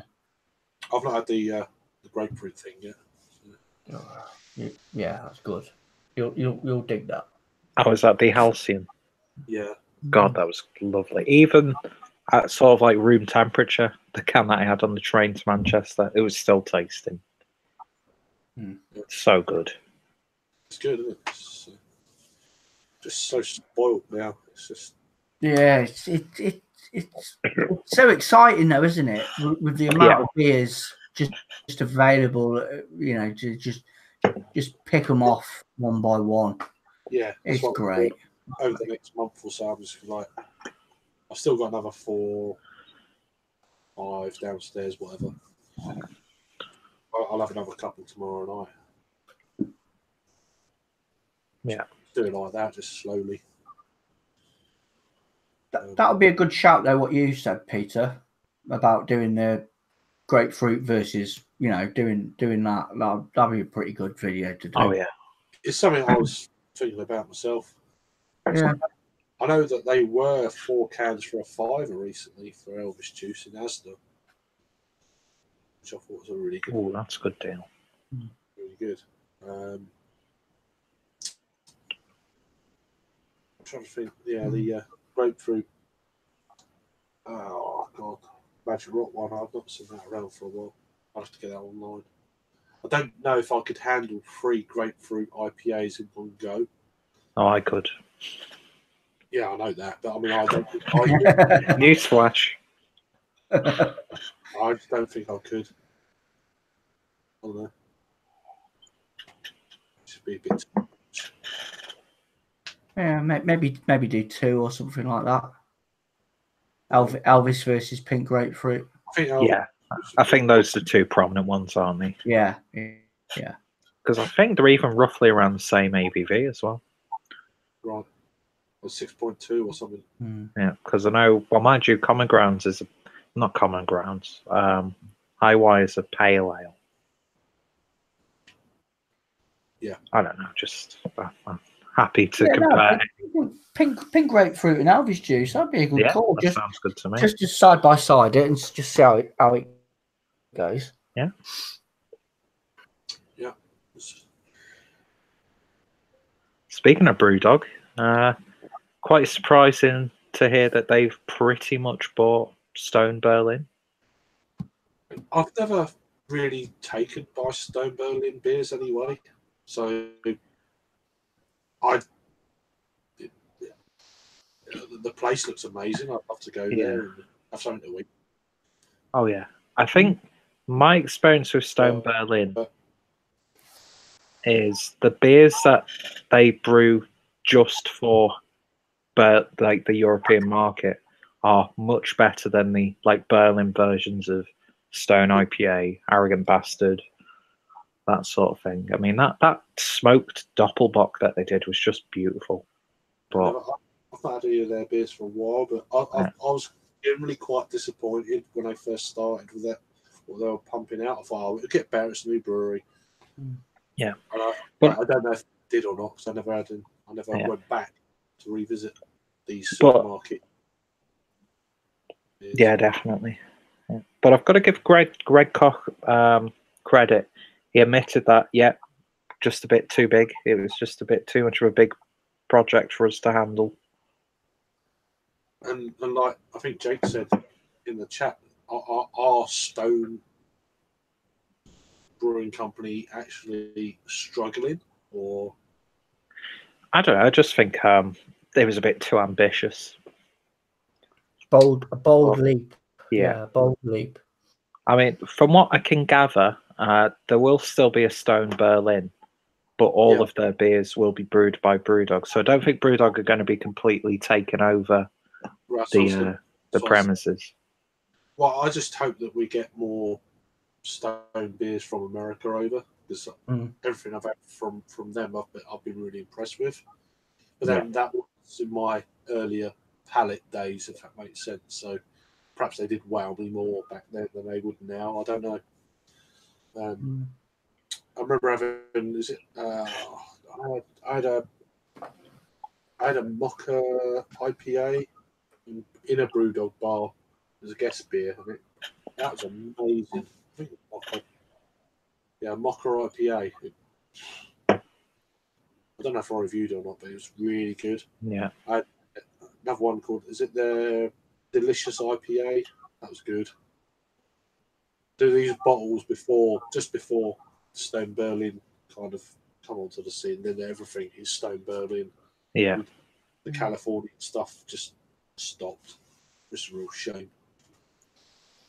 I was always quite surprised by that when they first announced that they were setting up shop in Germany as well. Oh yeah, because obviously they, with you know yourself, Peter, with the Germans, they've got this completely steeped in tradition, and it's a big sort of like you're up against it, aren't you? And you've got to deal with them sort of beers. Oh yeah, definitely. It'd be like a craft brewery from America moving to Belgium and trying to sort of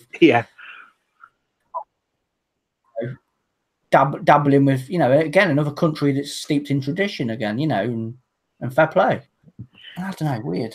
Yeah, I mean to last as long as they did, I think they've as you were saying, it's a pretty bold move when you think about it. Definitely. But they the Germans, the beers that they're getting, the traditional beers that they're getting, I mean, they're fucking awesome. Yeah. Simple, but awesome. Yeah. It's a lot to sort of go up against. Yeah, definitely. But I am interested to see how it plays out over the next couple of years. I just don't want it to be where BrewDog completely takes over and it's just another BrewDog venue. Yeah. Because I know it will technically be a BrewDog brewery, because they've been really upfront and said, yeah, we're going to have a Berlin-based brewery now, which will be interesting. It'll be interesting to see if we get some BrewDog Berlin exclusives and that sort of thing. But yeah, I think though it kind of makes sense that it would be BrewDog, since BrewDog were probably the brewery not only to be inspired by Stone, but also to actually provide us with Stone beers for such a long time in their sort of web shop. Yeah. Almost, yeah.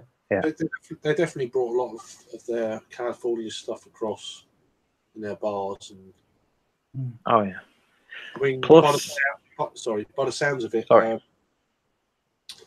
obviously talking to Joe and Paul and Rod and stuff like that in the States, there seems to be a lot of kind of like similarities between the two breweries, where they've got to such a level, and you know, that kind of not like the diehard fans for each brewery, you know, like the Equity for Punks guys or anything like that, but just in general, there seems to be more of a kind of a. There's a lot of other breweries that have come out both sides of the pond now that have really caught up with these breweries, and I don't think they've, or whether palates have changed over the years, and that change in palates has caught up with them a little bit, and they're not producing anything kind of like they used to. It's more of a kind of a safe. Apart from their dark beers for BrewDog, I'd say. I'm not too sure about Stone in the States, but there's a lot of other breweries now producing as good or better beers. mm-hmm. I don't know. I just, but they're saying, our American friends are saying that they sound very kind of similar. They're not particularly buying Stone beers anymore in the States, so. And there's definitely similarities with us in the UK. We're not buying so much BrewDog stuff, especially their pale beers. I mean, the dark beers are they're pretty damn good, of course. But I don't know. Yeah. There sounds like a lot of similarities, and there's a massive kind of like spiel about the beer on the back of the bottles or cans, and they're very similar. Yeah. And aside from the bars all over the place, like BrewDog have, it's almost like a similar business model as well. Yeah. With the whole resort sort of thing, getting into the hospitality industry. But another thing I was reading about that BrewDog takeover of Stone Berlin is they're going to have the airlines, so you can get to and from Berlin. Oh, it's just I haven't read the article, really. Yeah, if you're traveling to Germany, you might as well do it the beery way. I just don't. Probably pay out of your arse for that, like 1 to 2 hour trip, but or with. Have they done a collab with British Airways as well as? They've got a beer out, haven't they? Yeah, I saw that. I had a Google notification for Craft Beer UK the other day. I can't remember what it is. I think they've got an exclusive beer for Airways. Something 100 or something. I can't remember. I just saw a post floating about, and I thought, fucking hell. I didn't see that. I saw that. It's like a beer exclusive for British Airways flights only. Yeah. Well, Mikkel have done that with the Swedish airline. Yeah. Where you can get beers that, and it's not just like, oh, this is our pale ale, but we're gonna rewrap it for the, like, they're producing like sour beers for the business class on a Swedish airline. Wow. That you can't actually buy from them. I'm sure if they produced a few beers, you could get a flight. Oh. Boom.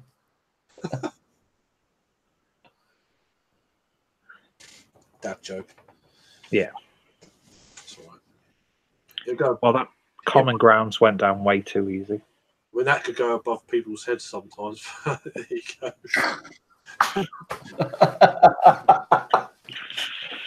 Jesus Christ, Craig.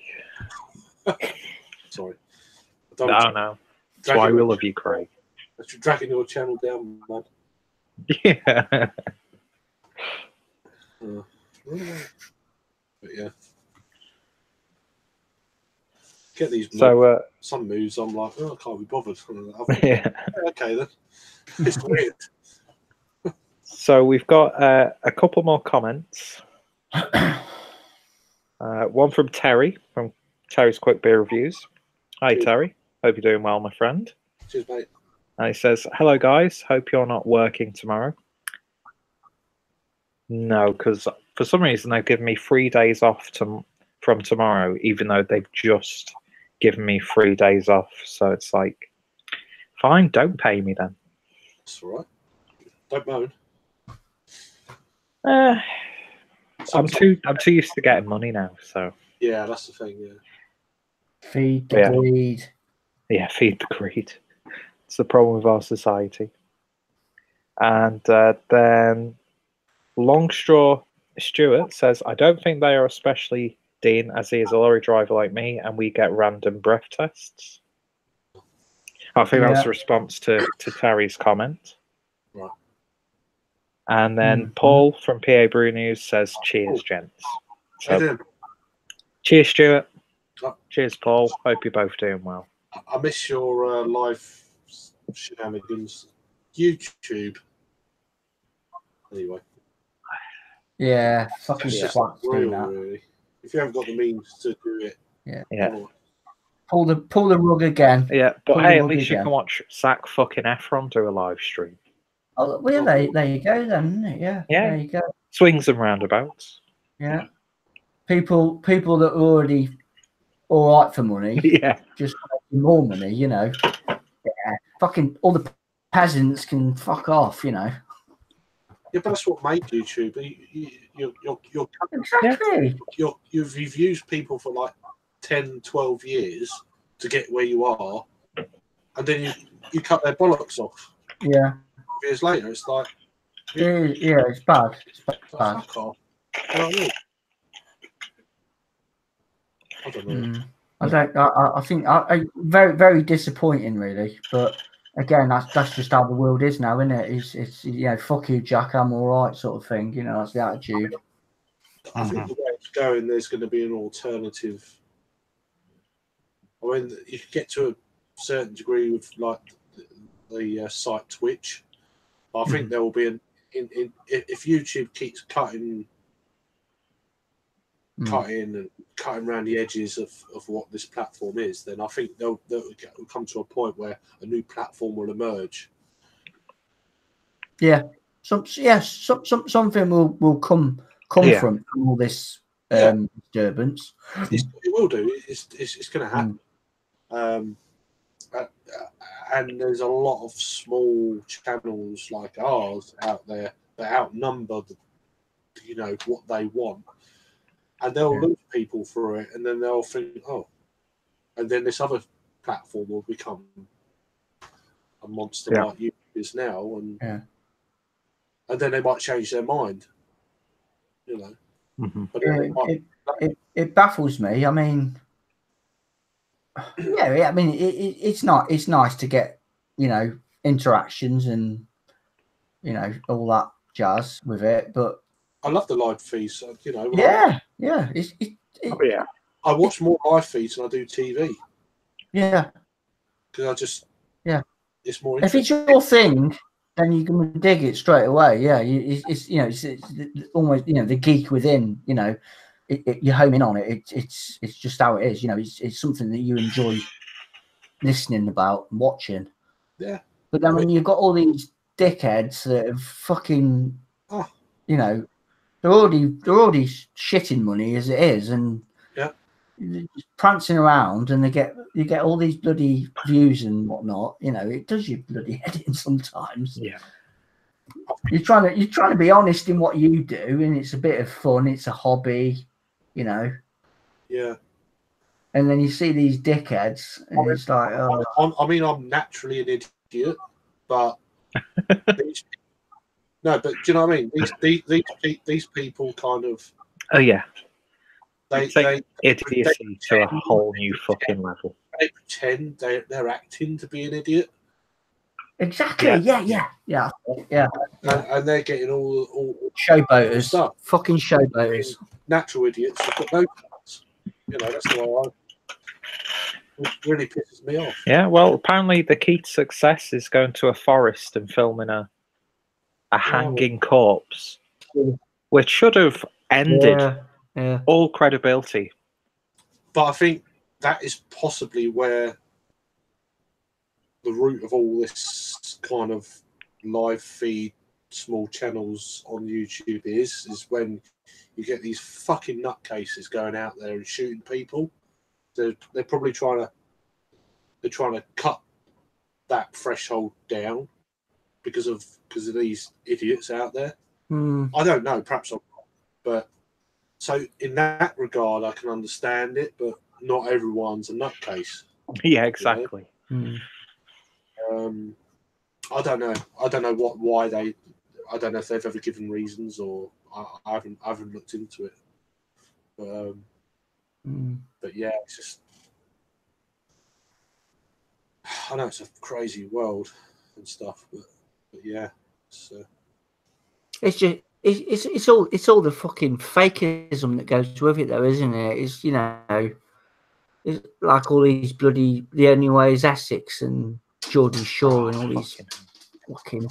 They just sell their soul to fucking become something for 5 or 10 minutes, you know. I mean, good-looking people. Made in Chelsea. Good-looking people. Yeah, good-looking people, but as soon as they dense as fuck. That's where it stops, though, isn't it? Yeah, as soon as they're good on the eye, but that's about it.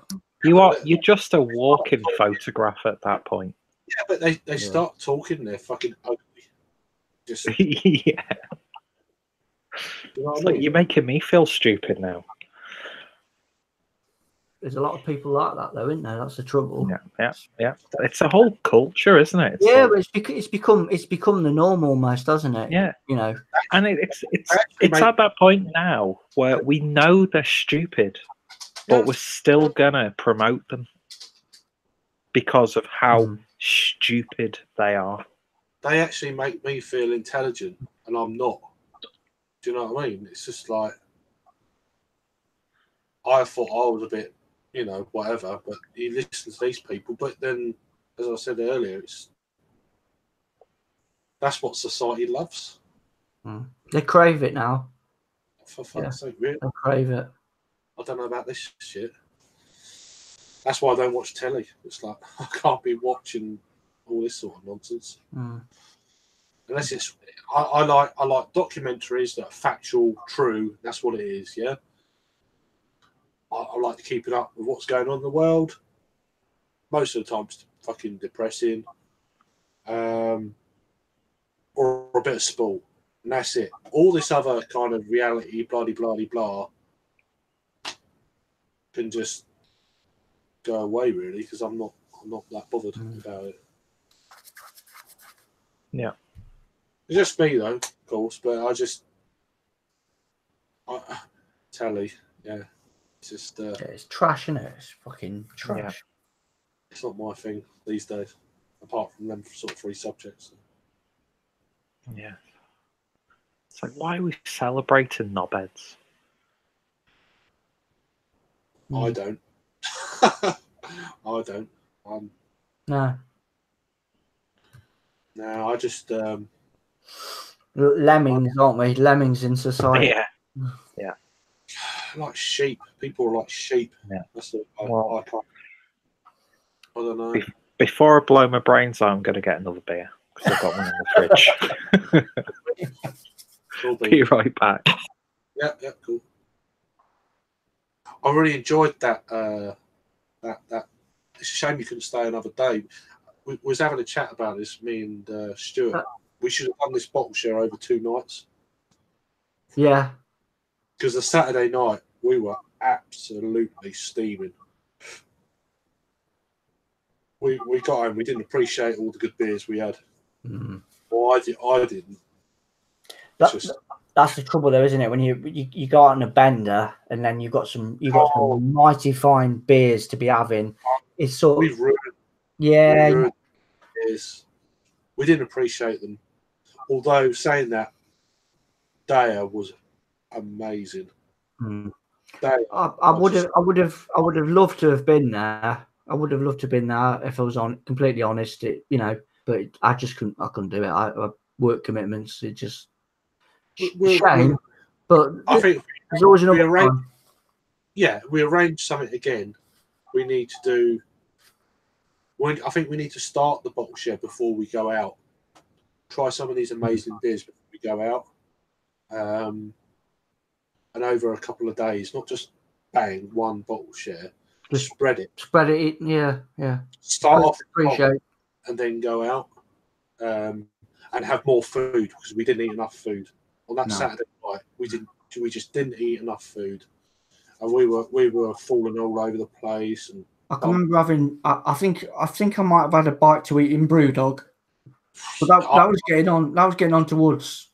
Yeah, I remember I was sitting with you and having something to eat, and they were like, "Oh, come on, let's go." I'm like, "We'll see you. I need something to eat." Yeah, but it wasn't enough.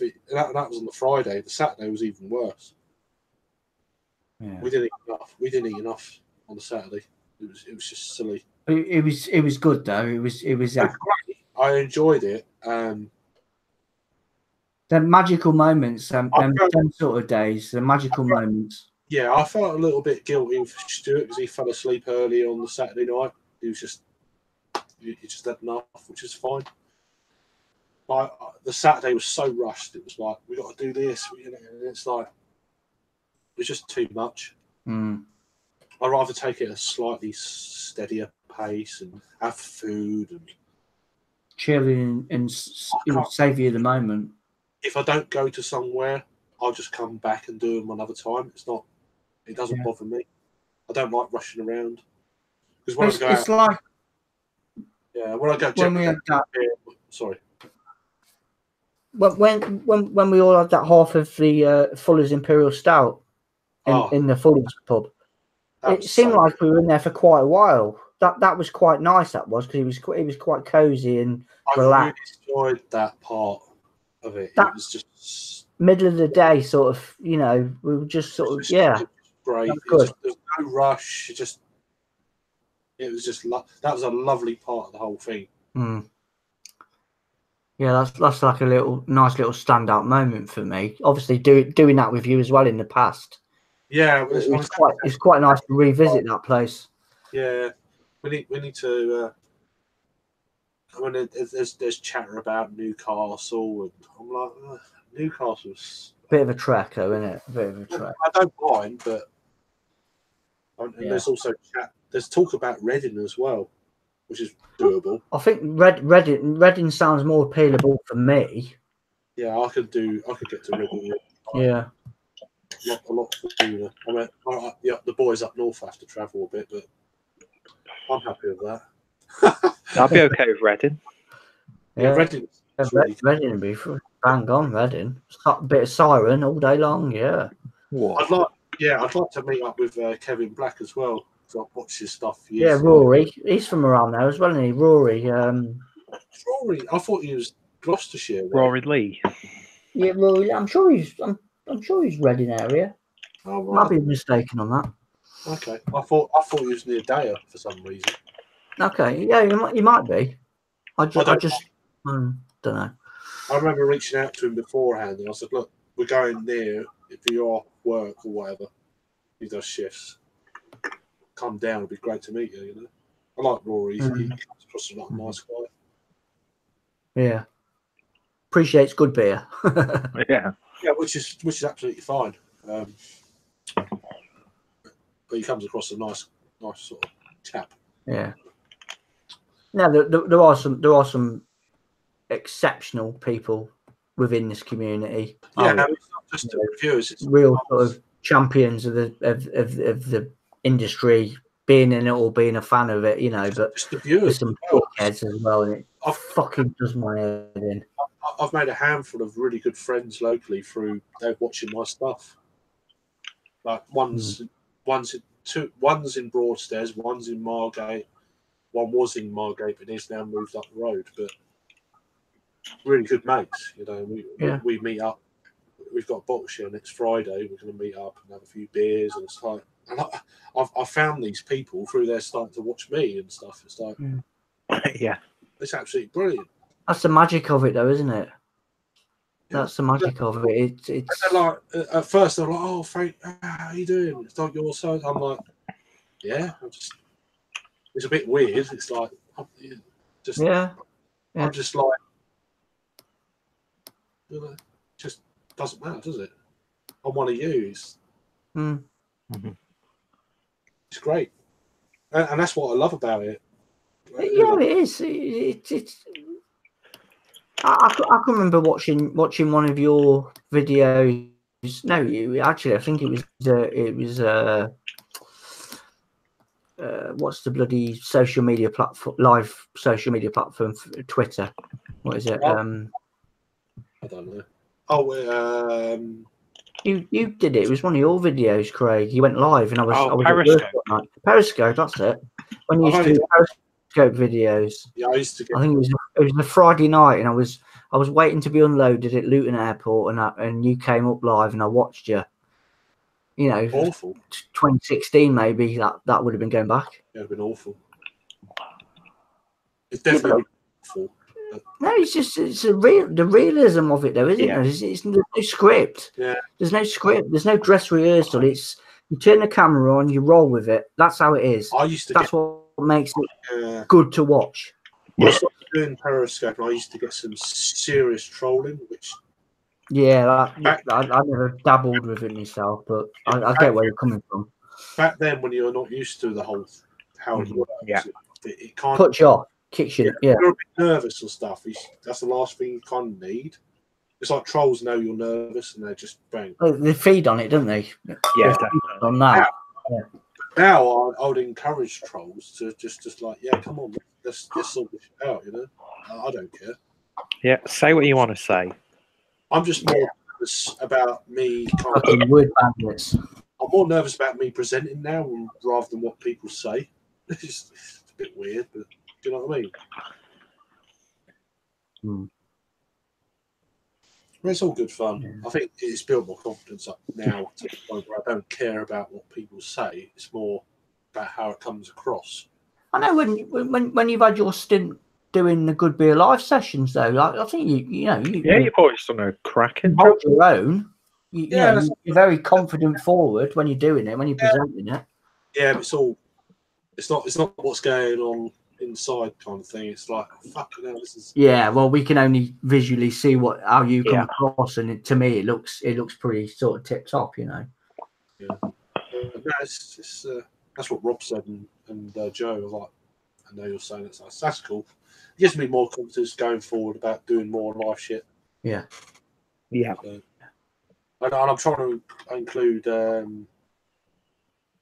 Jonathan in that because he's been doing a few things the last few weeks. Yeah, he started doing them. It's good to see him doing it now. Yeah. Great. And I've already said to him, I said, we'll do a live beer review if you want. I've reached out to him yesterday. And said, yeah, because reception was a bit iffy yesterday, but when he's going away for a couple of weeks or whatever, we're going to try and do something. So that'd be cool. I want to include him more. It's like, come on. Yeah. Get involved. Because they're sort of like, for me, they're like the first guys that I started watching. Yeah. So it's nice to sort of just keep them close, you know. Yeah. Keep them in a circle almost, and don't forget about them.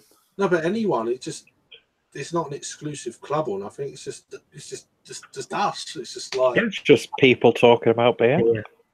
Yeah. Do you know what I mean? Just come on in. It's like even he's doing really amazingly well. It's like pint size and stuff. It's like why aren't you kind of, you know, come on. I subbed to him having watched the live thing that he did with Rob and Simon. He was fantastic on that. I love that. He sounds a really top geezer. He does. I banged straight on his channel, and I'll admit to him. I will now. I can't be doing with his reviews. It's not. We're all different, which is great, and I love that. But I can't. I'd rather have a chat with him than watch his stuff. I know that sounds weird. Yeah, that's fair enough. You're being honest, aren't you?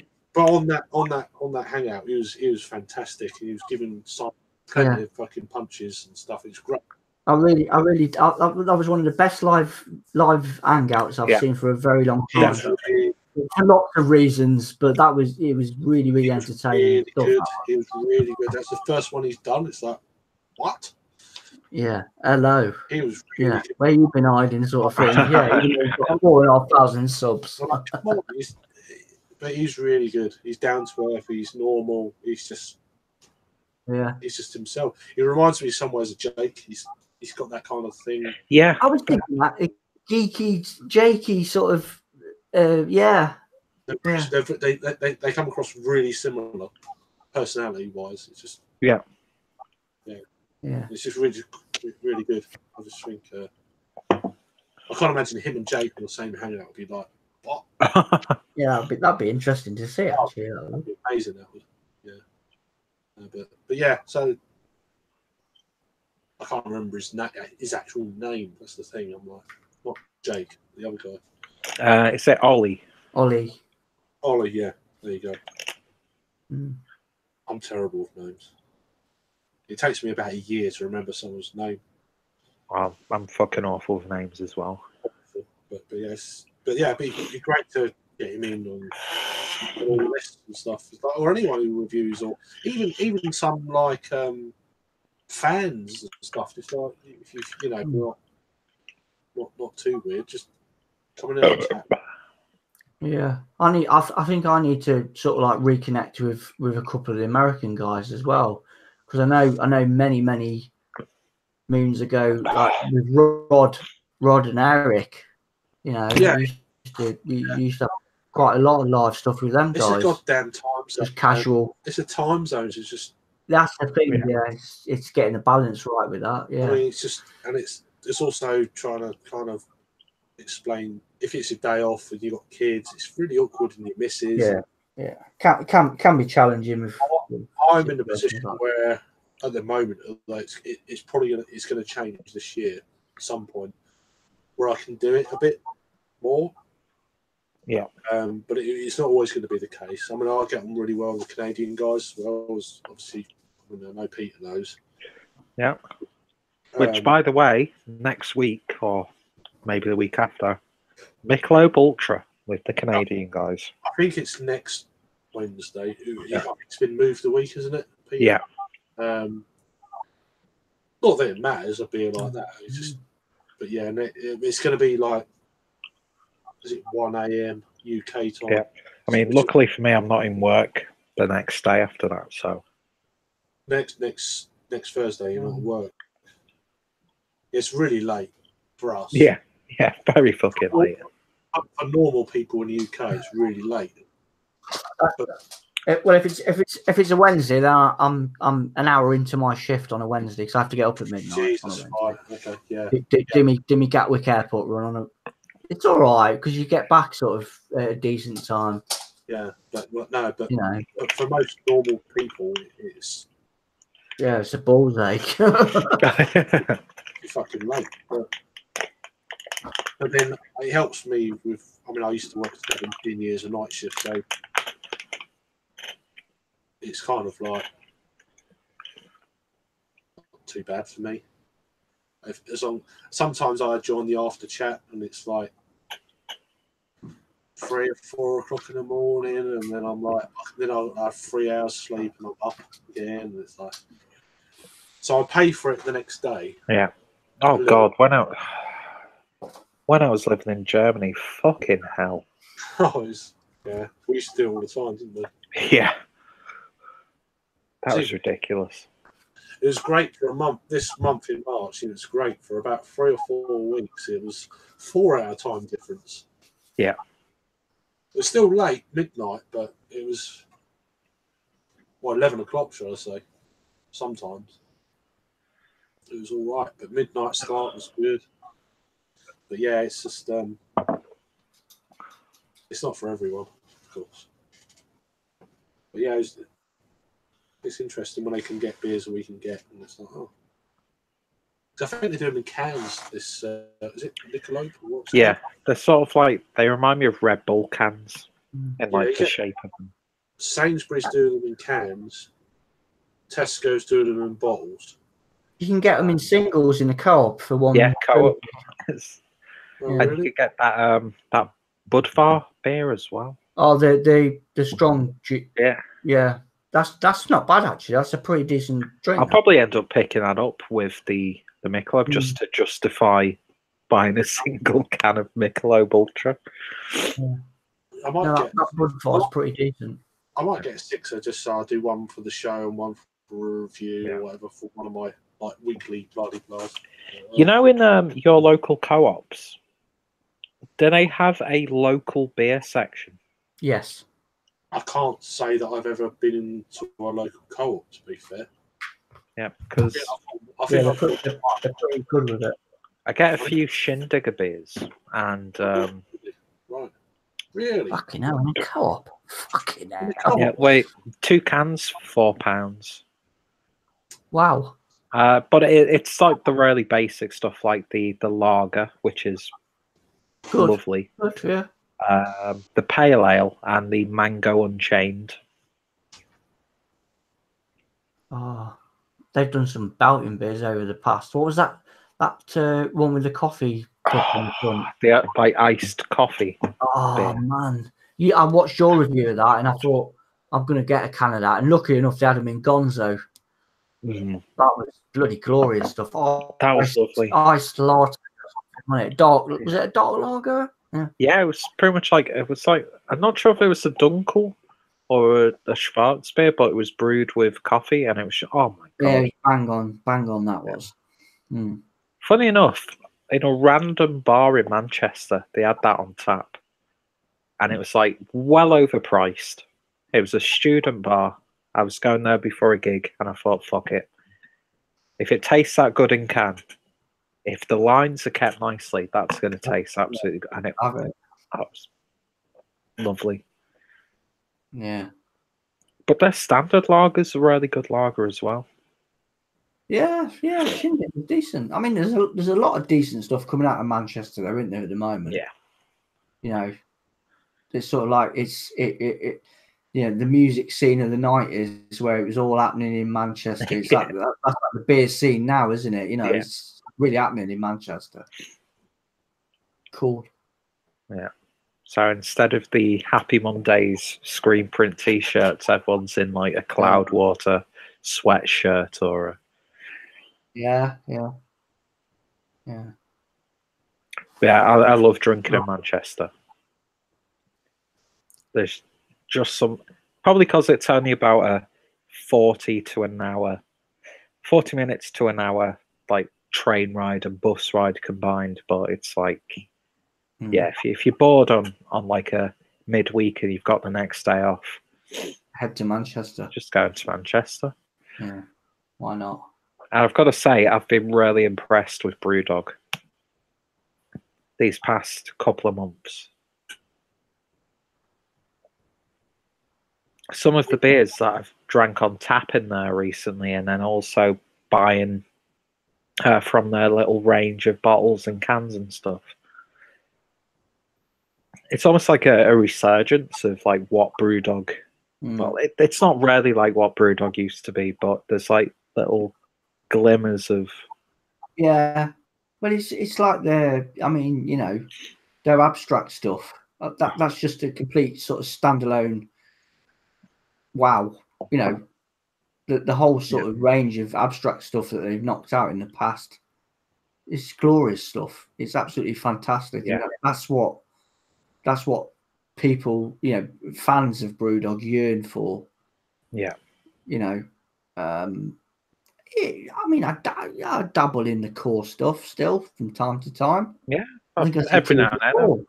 I had a pint of punk on you know, for a long time in many moons, and I enjoyed it. It was good. It was decent. I mean, I managed to get Yellow Belly from Brewdog. You know, they were the only place that were having Yellow Belly on tap, but apparently it's Brewdog, so it means it's instantly shit. But at the same time, how many people who were complaining about that went to their local Brewdog to try Yellow Belly on tap and then pick up a couple of bottles? But yeah, probably the most interesting beer that I've picked up recently from Brewdog, and I'm probably going to wait until we have a meetup to try this one, is a beer from Crooked Stave. Ooh. And this is it's their Adam beer, which is a Dortmunder sour alt beer aged in bourbon barrels at 9.2%. That's bottle share beer. Yeah. If you've got the patience to keep that going, mate, fair play to you. Yeah, and I fucking love that artwork. It says nothing about the beer. I've still got them brewery bombers. Yeah, sitting in my cupboard. Yeah, they've been passed from pillar to post, but I'm going to sit on them and just keep them for a bottle share. I think the only sort of like bottle share beer that I'm probably going to really struggle to not open is the Spontan Pentradruple Blueberry. You I know you're a big fan of the Spontan series, aren't you? Yeah. Full stop. Yeah. So as much as I want to save this for a meetup, I'll just it's banging on the door saying open me. When not just willy-nilly. If there's like a reason to open it, I'll probably open it. But have you got any milestones coming up soon, or? I'm not too sure, because probably the next milestone will be review 900. Okay. So I think that might be a fitting beer for that. Yeah.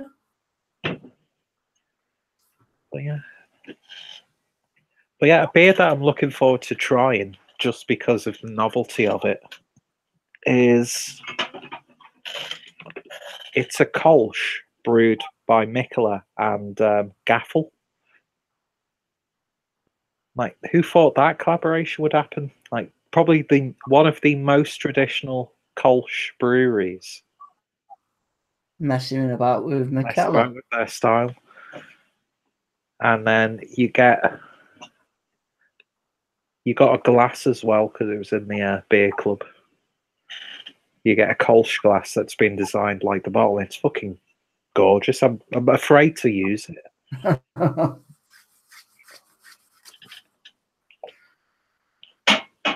But yeah, I've got a Yellow Belly stowed away for a bottle share. Even though I think most people have bought that Yellow Belly. No, have it for yourself, mate.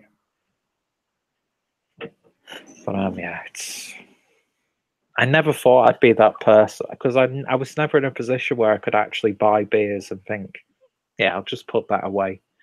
Because most of the time it was always buying beer that, oh, what can I drink in this next couple of weeks? Yeah. I was a bit like that though, with the beers that I bought back from the Coventry piss up that we did. Oh yeah. Coventry bottle share. You know, we never got around to a lot of beers that night, and I bought a lot back, and then I thought, well, I'm going to review them anyway. It's like that Modern Times bomber. Oh yeah, of Imperial Stout that it was. You know, I thought I'll review it, but I felt bad because I thought I really wanted to share that with Harry and Peter, but it never happened. I didn't want to sit on it. I wanted to open it. Yeah, but, you know. They said there's always another time in there for things like that. You know, exactly. There's always another good beer around the corner. Yeah, we're not too short of that, are we? Very true. I mean, you could always buy like a bottle share beer the day of the bottle share if you see what sort of like stowed away, overly priced beers are available, like a 660 or 750. Depending on how many people turn up, I think you've got to go for a 660, haven't you? Really? You know, Yeah. To get the full effect. Yeah. What else did I pick up that I want to put away? This collaboration with Track and 2 which is it's a beer called Destination on Your Left, which is a red wine barrel-aged goes, brewed with, funny enough, grapefruit and red grape. Oh, there you go. I'm interested to see how well a 5.5% goes beer barrel-aged can last. So I don't know if it's going to be a bad thing that I save this for bottle share, or if it's going to be better for the beer in the long run. So, but yeah, I bought that specifically to save for whenever all of us or a few of us have a bit of a meetup. Yeah, it's got to be coming up on the cards, hasn't it? But I think Reading will be bang on. Reading will be a good one. Reading will be good. Yeah, I'd be down for that one.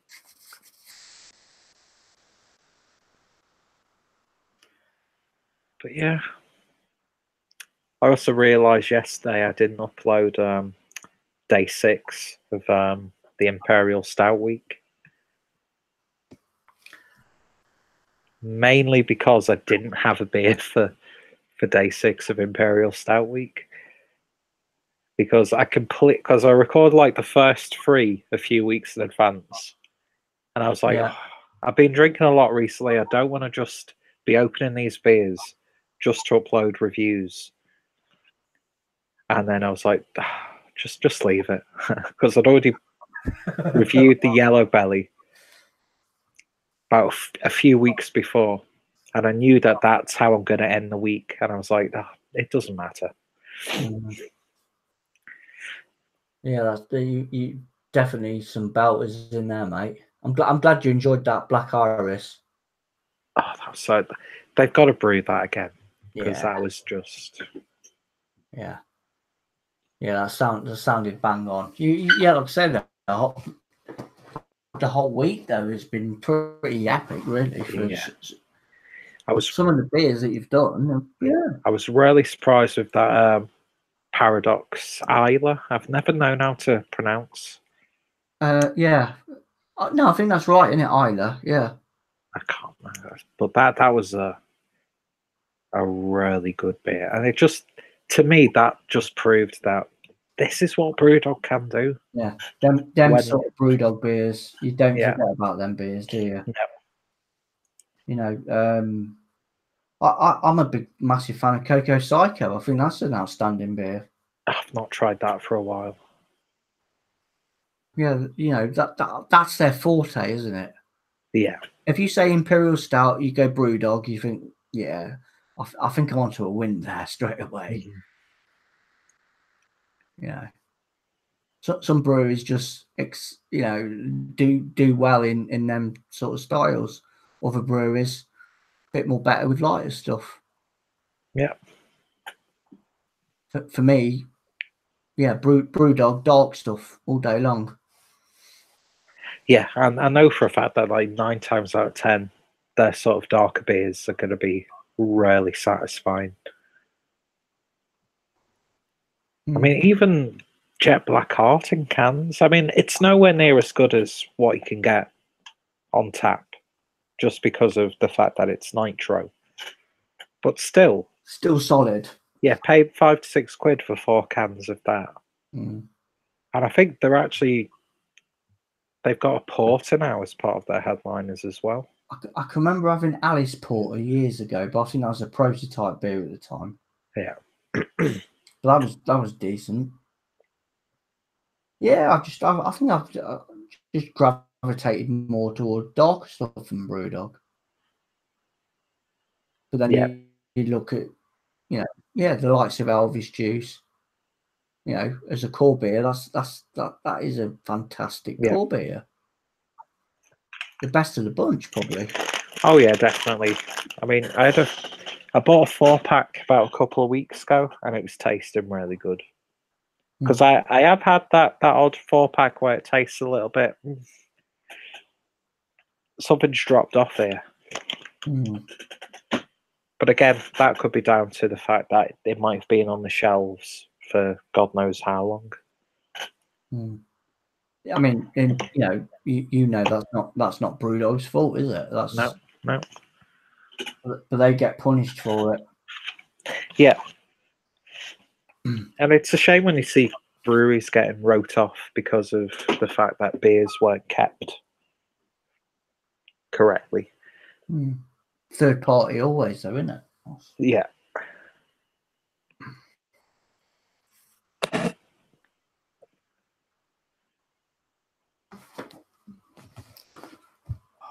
But yeah, I think Brewdog are starting to claw their way back into sort of like respectability, almost.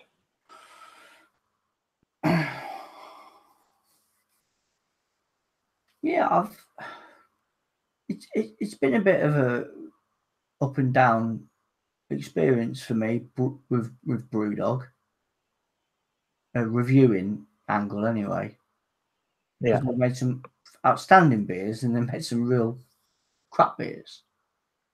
But I think you could, you could put a lot of breweries into that sort of category where it's been a bit topsy-turvy.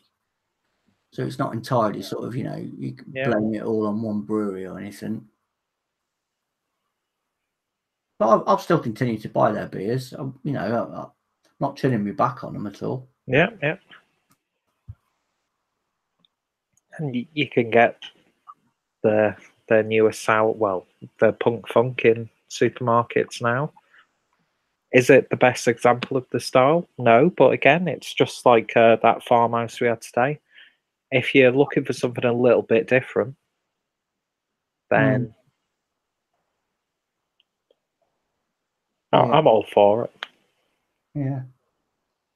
For me personally, I mean, yeah, it might affect the industry slightly, but for me as a consumer, it's good to know that I don't always have to go to like a bottle shop to get good beer. I don't always have to do a big online order to justify paying the price for an online order. I know for a fact that if it's like, do you know what? I just need some simple beers just to enjoy. And if I'm in the area, I can go to the local supermarket. Yeah, not just Tesco's, but Aldi's got some newer beers in there. Asda's always got a good selection of like the traditional real ale stuff if I'm in the mood for that sort of thing.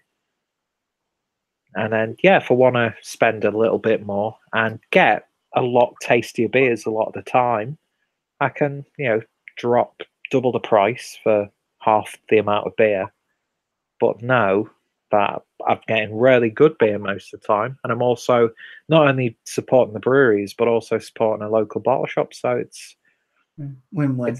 It's not like I'm just, from this point on, I'm just going to support the supermarket. But at the same time, if someone wants to do that, then I think they should be able to and not be labelled as like an enemy to the industry, because it's like... No. I know that I can feed my need for beers in a supermarket one week, and then the other week when I'm feeling a little bit flush, I can pop to Beer Gonzo, half an hour down the road, and have a browse in their bottle shop and make some purchases. I'm quite flexible with that. I'll dip into either one. Yeah. I won't walk away from one or the other. Yeah, definitely. Yeah, that's what it's all about. It's just variation. I'll still drink macro beers. I'll still pop to the Polish off license. Yeah. Have a look on their shelves and see if they've got any new unusual beers from bloody Bulgaria and Hungary and whatever. I'm interested. Something new, something different.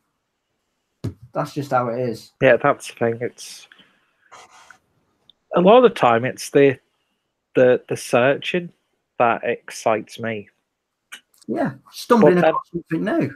But then again, I do fall under the trap of I get a rush buying the beers.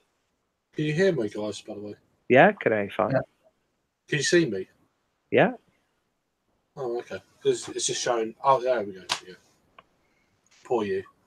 I just done a review. Just it went on a bit longer. I was just, you know, some reviews I just can't help. I just blah blah blah blah blah blah. Like, well, I produce 20-minute reviews sometimes, so I'm very familiar with that. You're massive. Long days, mate. Long reviews. You're the greatest at keeping your reviews so short, Dean. It's like I wish I could do that's a skill in itself. I can't sometimes. I'm just like, you know, when you're on a roll, you just shut the hell up. I'm trying to keep them under 5 minutes. No chance. It's more like 10. And I just reviewed that, which you reviewed today, or reviewed. Yeah. Good stuff, mate. Good stuff. I thought that was a lovely beer, actually. But it's just trying to, because I know these beers you're gonna get new audiences to these beers. I'm kind of subconsciously aware of that, because there are people just like, oh, people go on YouTube and new beer, what's it like before I go and buy it? So I'm kind of aware of that. If they unfortunately get to my channel and see that, I'm like, try and just be yourself, mate. Don't worry about, you know. You're right. It's just roll with it. Yeah, but it was too long a review, really. I think people prefer shorter reviews generally. Yeah, I think it's better for the viewing figures if you keep it concise. But yeah, I just had too much to say. That's just how I am. I think my style of reviewing, i.e., keeping it short and sweet, is just how I am in life in general. Busy. Next job. I mean, it's like when I'm not doing my lorry job and I'm doing my window job for myself, my business that I've built up. Yeah. I'm doing one job, but I'm thinking about the next job, and I'm thinking about the next job after that. It's just how I am. I'm constantly trying to keep going, you know. And that's the best way to do it if you're doing this. Because I've seen like other beer reviews, like 2-3 minute reviews, and some of the numbers they get, like I think it's just how life is now. Everybody's really busy and in a rush, and I'm guilty of that myself. You know, I don't like being fucking in traffic jams and all that bullshit. You know, it does me head in. I think that's the way it is, and it's like, I'd say it's more appealing to the viewer for a shorter review.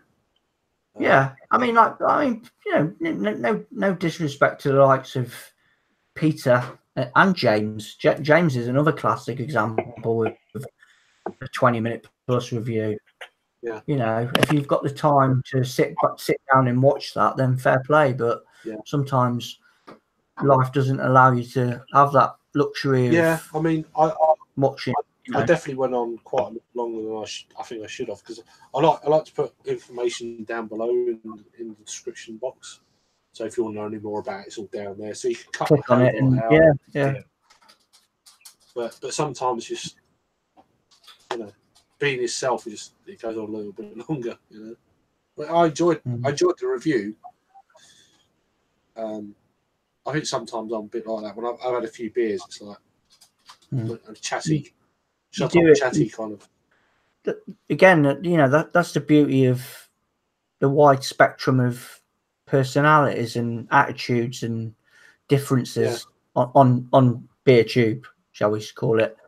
You know, there's a mixed bag, and it's refreshing to see it all, because we're all different. We've all got our different little ways.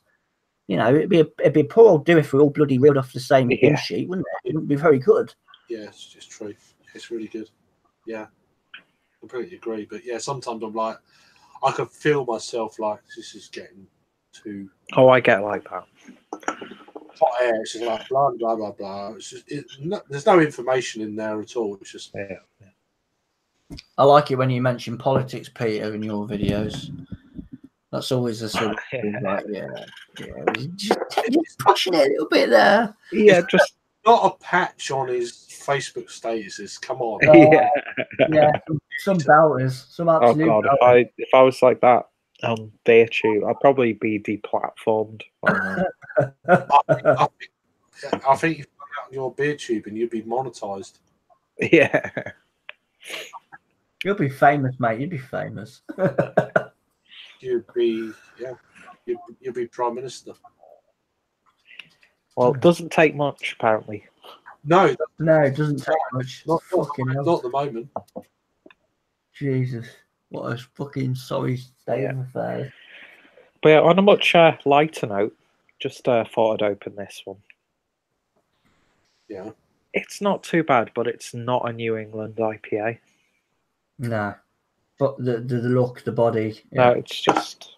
This is a New England IPA. Yeah. But then you expect it from Magic Rock. I've got to say, I drank my can whilst on the street in Manchester, suffering a massive hangover, and it was still tasting really damn good. Ooh.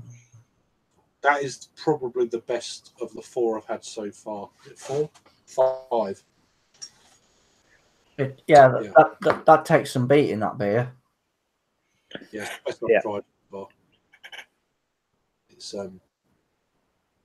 yes. I mean, I've not watched your review yet, Dean, but I will. But yeah, it's and it's an exclusive for Tesco's as well. You can't get it anywhere else. It actually says that. That kind of cracks me up a little bit because they're all exclusive to Tesco's, aren't they? Because there's no other supermarkets doing them. I would assume. Yeah. So. I've not read it on any of the other cans. Perhaps I've just been ignorant and not. Yeah, you won't find any of them other beers in Sainsbury's or Asda, so it's a bit of. I've not seen them online bottle shops anywhere, so it's probably the. I mean, the thing about these Tesco beers is, right, that people are worried, people are just going to buy these, but even, don't get me wrong, the price point for a lot of them, great, £3. That's awesome. It's great, but at the same time, you're not going to regularly buy like 10 cans of one of those beers. I mean, do you know what I mean? You're going to probably buy 1 or 2 the cans that you like, and then maybe, I've not seen that one before. I'll give that a try. Mix and mash jobbers, isn't it? That's how I'd see it as a guy. Not say I'm not doing any of this reviewing, Lark. I'm just intrigued in beer, like I was before I started turning the camera on.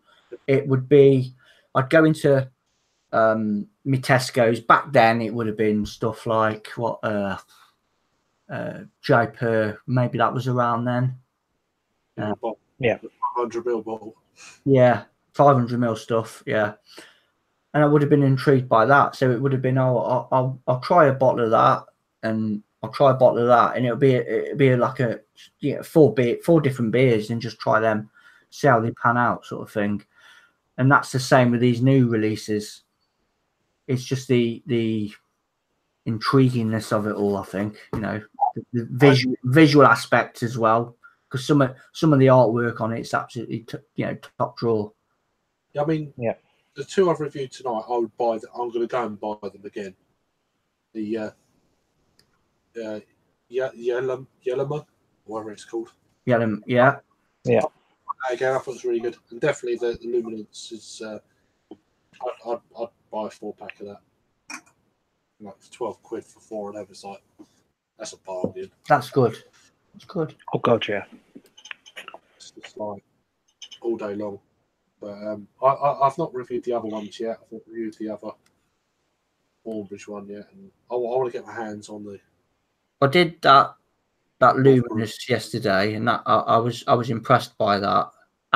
Before I reviewed that, I reviewed the London Beer Factory Dance Juice, and that was absolutely fucking shit. That beer really does seem to divide opinion.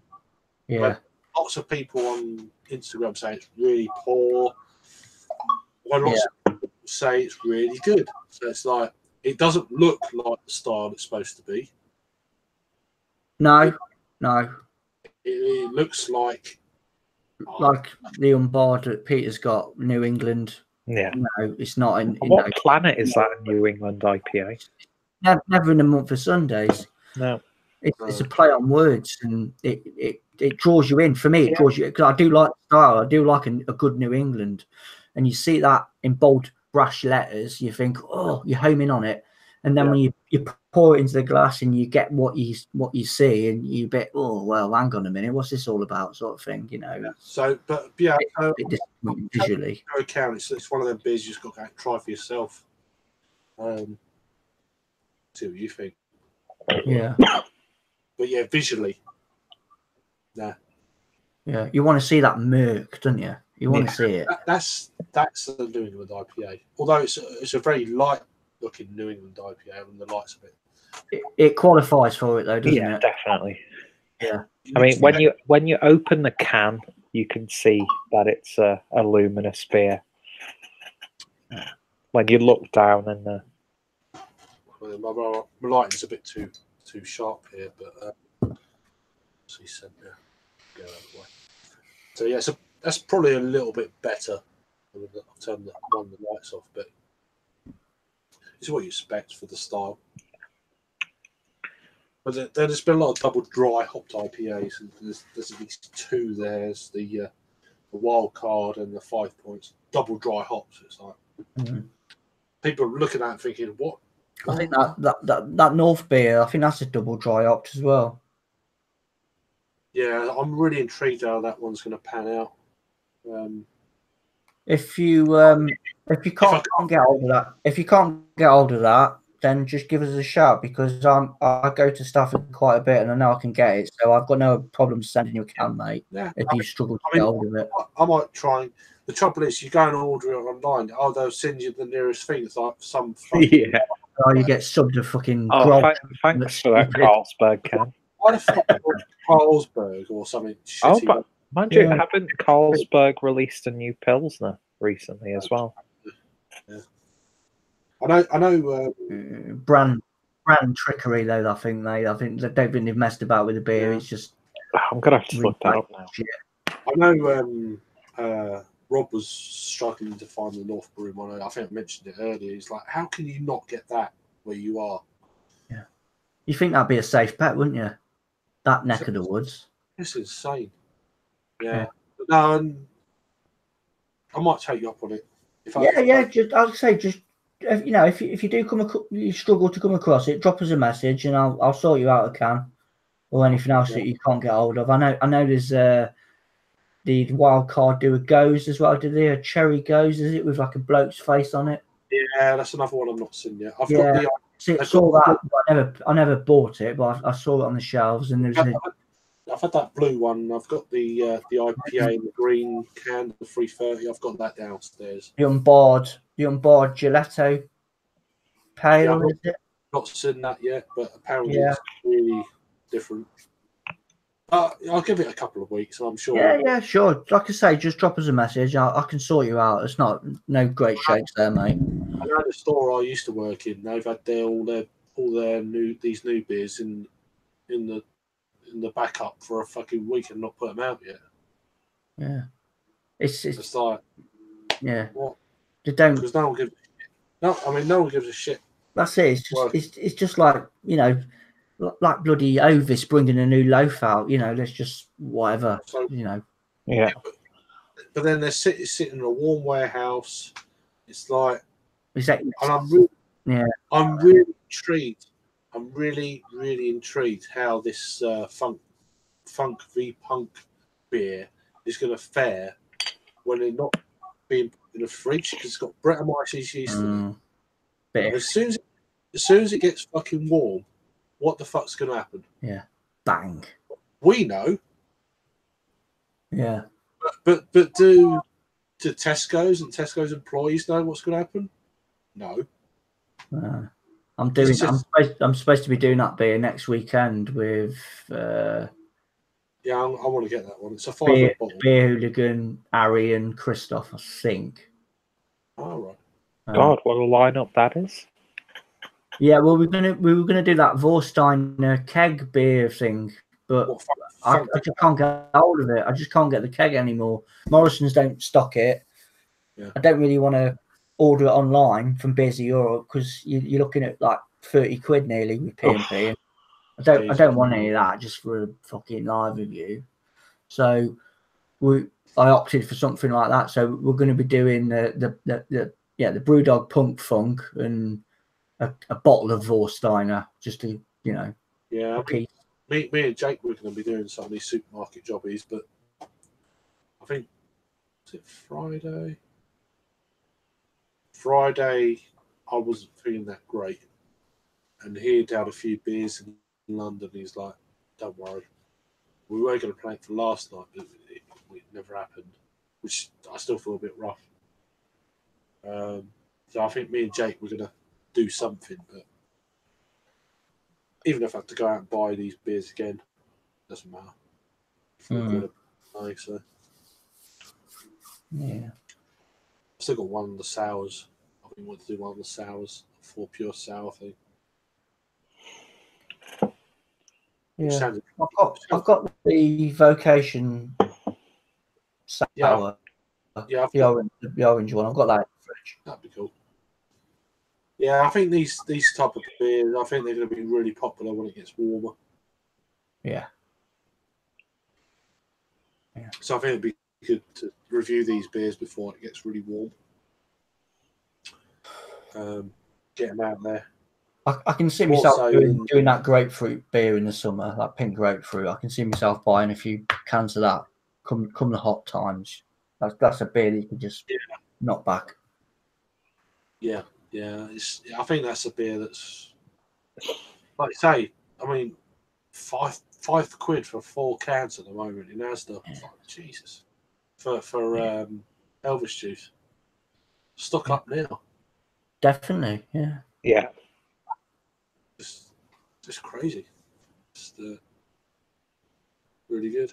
But so have you got anything new on your channel coming up, Dean, or like new kind of take on beer, or just? I'm gonna keep milking this Tesco malarkey. You know, I'll keep whacking a couple of beers out, and I've got a few in between stuff lined up. You know, normal sort of like bottle shop purchases. Yeah, that's the thing. I'm trying to wang out these Tesco things. It's going to take a few weeks, of course, but just keep chomping away at it. Yeah. And then, but I'm also doing the macro thing. Although this weekend was a bit late, I like to post them on a Saturday evening. So I'll probably post that one tomorrow. Should do macro Mondays. Yeah. I think just Saturday because it's a going out night for most people. Of that kind of drinker. So I'm trying to post them at 6 o'clock on a Saturday.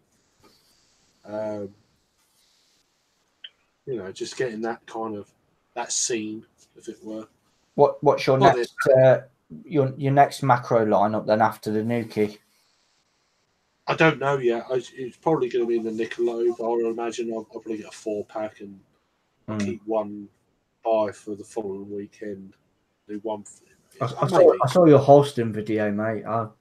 That's shocking beer, isn't it now, Holston? That's fucking awful, Holston Pils. It was awful. It was what a mockery to Germany, though, eh? Yeah. It's just it was awful, but it gets a lot of people watching just to see what that sort of beer is like.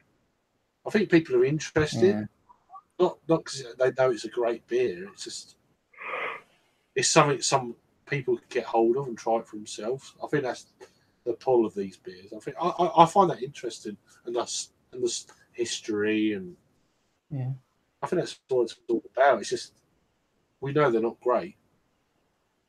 Some people do. Yeah, exactly. I think my next sort of project I want to do is like a week of shitty real ale beers, like Doom Bar. There's plenty of them. Doom, yeah. Let's just do a week of Doom Bar. Doom Bar, Green King IPA, Week of Doom. Hobgoblin. Yeah, I wouldn't put Hobgoblin in that list because I actually really enjoy Hobgoblin. Yeah, Doom Bar Directors. Yeah. But Directors isn't a bad beer either. Isn't it?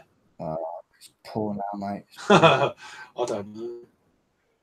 Do you know what beer I've not seen for a while? Bishop's Pedigree? Finger. Pedigree? Pedigree, yeah, that could go on the list. We still need to do that East Coast IPA action, mate. Yeah, we do. That East Coast IPA. Bit of nitro action. The only thing is, I've only ever seen the bottle of East Coast IPA in like 6 packs of overpriced Green King boxes. Why do you want 6 packs? Exactly, where it's like They sell them. Well, they did sell them singles in Morrison's my way, but again, that could be regional. It varies. Yeah, if you want to get IPA Gold, IPA Reserve, IPA, then whatever rugby or football themed beer is available for that month. Although I do want to try that Chris Kamara beer. Oh, God. I bet that's unbelievable. He'd sell his own fucking granny, he would.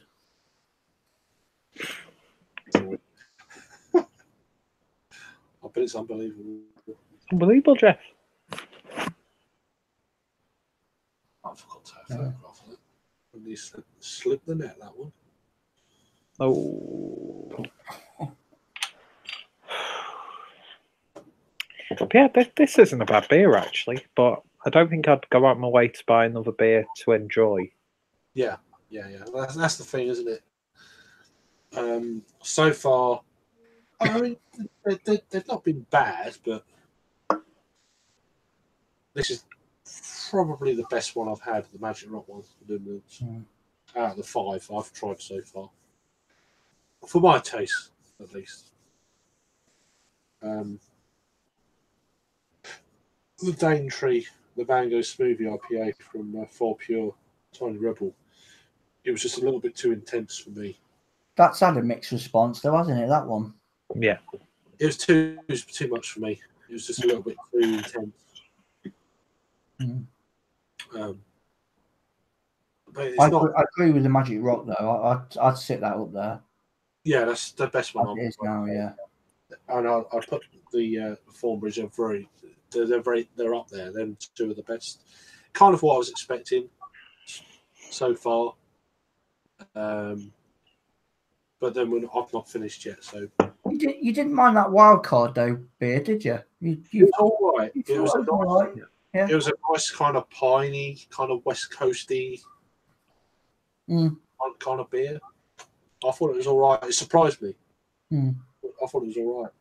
Was Hazy Jane from Brewdog, was that part of the new range, or has that been in supermarkets before now? No, it's part of the new range, but not obviously. I think it was in a bottle, 330. Yeah. I had it in a can when it first came out last year or the year before in Morrison's. That's the only place I saw it in. These little 330ml cans. Yeah. And I thought it was just like one of these sort of, like Hop Rocker and Cybernaut and beers like that. And then it disappeared. Yeah. And then it's come back again in bottle form in this surge of this wave of beers. I mean, I had that, and for the fact that was in the 3 for £5.25 deal, I think that's probably the sort of hazy IPA out of the beers I've tried so far that I would go to regularly. Yeah. That tasted really good. I recorded my review a couple of days ago, and that was tasting really good. Yeah. I need to try that Hop Rocker. Yeah, Hop Rocker is not too bad. I mean, in a way, Cybernaut is the session version of Hazy Jane, really. What I come across it with for my palate, it had similarities to the Hazy Jane. but just a session. Yeah, I missed that one. Version. That was around Christmas time, I think that come out. But yeah, the hazy Jane is in the bottles, I think. But I didn't see it the other day, Wednesday. I was going to pick it up, but I saw these. They had a couple of new. I tell you what, I did pick up on the Monday before the new beers come out. I picked up 2 cans of this 4 Pure Oatmeal Stout, 99p a can, which is wow. Yeah, I should have bought more, but I didn't. Yeah, that's not bad price, is it? It's fresh. It was canned on the 22nd of February as well. It's like Jesus. I should have picked up like all of it. But how many did you get in the end? Just a couple. Just 2, yeah. I was so disappointed that they had nothing out on the Monday. I was like, okay, I'll just get this. I got a couple of bottles of the wild card beers and reduced to clear and a couple of bits and bats, but I was like, I've got to buy something now. I've come up here. Yeah, I've kept looking and looking. I don't know. You just get bored of seeing the same beers all the time, and then when this new lot just appears, yeah, it's just like, wow, fucking hell. Yeah. You know, you're sort of like suckered in by it. Yeah, I brought up a load of them. You know, the caps. You just put them into the actual, the ring things. It's like, oh, that's a good idea. It's like, yeah, I just fucking 1, 2, 3, 4 done. 1, 2, 3, 4, 5, 6 done. I had a 6. It's like, oh, you've done this before. I said, yeah, I've done it before. Yeah. It's like I was done. I was waiting for them. It's like straight in the rucksack, done. Yeah, it's good. But yeah, but no, it's some interesting beers. I must admit, for the price point, I think they're really good. Yeah, all good fun. People are like, oh, they're rubbish. I'm really disappointed. Like, well, not everyone has got like 6, 7, 8, 9, 10, sometimes £10 a can. Yeah. I sometimes have to bite the bullet with 8, 9 quid cans. I'd love to try it, but sometimes I think, well, no, I've got to be a little bit sensible here. I've got bills to pay. I can't take the piss completely, and that's where these supermarket beers come into play. I think it's affordable for everybody. It opens good beer up to everybody, really. Exactly. I mean, it's introducing people to the style. Yeah. I mean, I wish I had this range when I was getting into craft beer, because they'd be like, what are these flavours? Yeah, exactly. Yeah. Be all over it. You're always going to get people like, oh, they're not, but it's like, come on. Not everyone is as well off as you are. Yeah. Yeah, exactly. That's what pisses me off. These are the people who will pay like about 40 quid for a bottle of Cantillon. And it's just like completely different. They're not even trying to be like the best craft beers available. It's just something interesting, new, and in line with what's popular right now. But it's at supermarket prices, and it's aimed at people to go to supermarket. It's not aimed at us, really, when you think about it. It's like encouragement to venture into something new, isn't it? I mean, craft beer, it's becoming ever more popular. So the supermarket's like, yeah, we'll get a piece of this. Yeah, we're not going to get the best beers available. We're not going to be able to buy the best that these breweries can offer. But you can at least get an idea of what to expect when you make that next step. I think if they were whacking the beers out that they've got on the shelves now at, shall we say, bottle shop prices, I think the majority of people would go, fuck off. I'm not having any of that. I'm not doing it now. But because it's 3 quid a can, it makes it more inviting to the likes of people like me Craig, and you, Peter. Yeah. But then again, you've got the new lot of people that want to buy week in, week out and have a glimmer at it and look at it and get intrigued by it, but never actually make the purchase. And then one week they go, nah, fuck it, I'm going to have a can of that. I've been eyeing it up for 2 weeks. I'm having one. And then really enjoy it. And then the following week, I think I'll have the one next to it now. Yeah. And so on and so on. You know what I mean? Yeah, you don't want people put off by price. I mean, it's just great. I mean, I was put off by price when I first started drinking this sort of stuff, beer, and it's like, I think I was buying things like Colonel, Beavertown, and Weird Beard back in 2012, and everything was in bottles then. It was like, and I spent like 40, 50 quid on 6 or 7 bottles, and I was like, I couldn't believe how much I spent on it. Yeah. Like, wow, this is expensive. But then when I actually tried them, especially I've got vivid in my mind was I think I tried Weird Beard's Mariana Trench, something like that, and I was absolutely blown away. As soon as I started tasted that, I was like,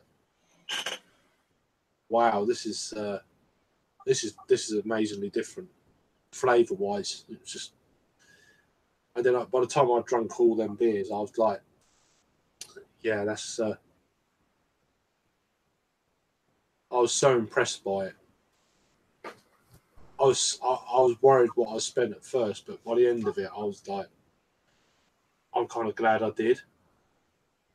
So I don't think I'd be here now doing all this sort of thing if it wasn't for that one moment of, at the time, madness of spending like 40 quid or whatever it was on beer for like 6 or 7 bottles of beer, and they just blew me away.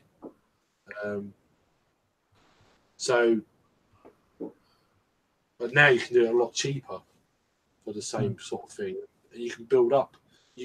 Once you've done them beers, you're new to it, or you like them, and you think, oh, you can look for other things. You can go online and start looking.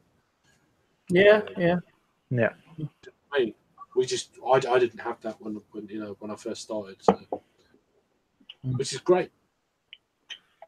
So I think the bottle shops and online stores eventually they're going to take more out of this. They might be moaning now, but in time, well, yeah, they're gonna reap the rewards long term. It's almost like it's going to breed almost like a new generation of drinkers. Yeah, I hope so. Yeah. Who are a little bit more conscientious. They're not just going for that. 2 crates for 16 quid. They're thinking, hang on a minute. I want something that's got a little bit of flavour. Yeah. I think you're always going to get them sort of folk that do lean more towards the multi packs. You know, like you say, the 2 for 16 quid, Stella, Beck's, Carlin, Foster, all that jazz. You're always going to still get them type of people because that's just how it is. But then at the same time, you're going to get a new group of people coming on board this new wave of exciting beers. I think me, Craig, and Peter, we're living proof because we've done exactly that, haven't we? We've stepped over that line and dabbled and enjoyed it, and we're keeping it going. We're intrigued by it. We're interested. It's become a part of us now, almost. Yeah. A big, massive hobby in our lives, which we all love and adore. And that will follow suit with other folk as well. It's really good. It's nice to see how it progresses over time, not just us, but just in general. Yeah. It's gone so far in the last 7, 8, 9 years. It's just like it's unbelievable. And these new breweries that just literally started out within a year, they're amazing breweries. It's like it's almost like they've held back to get their recipes to where they know what's going on outside of their breweries. Yeah. They've held on for it. Right, we're really happy with this now. And they've released it, and it's like, boom, like Wonder Beyond. Yeah, exactly. Yeah, they just came from nowhere, and wow, fucking crazy, absolutely crazy. There's no such thing really in the game as perfection, is there? Because there's always that extra bit to do, you know.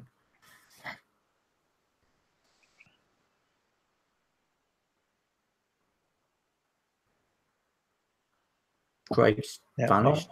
Where's he gone? Gregg's just gone. Oh. I think he's abandoned us.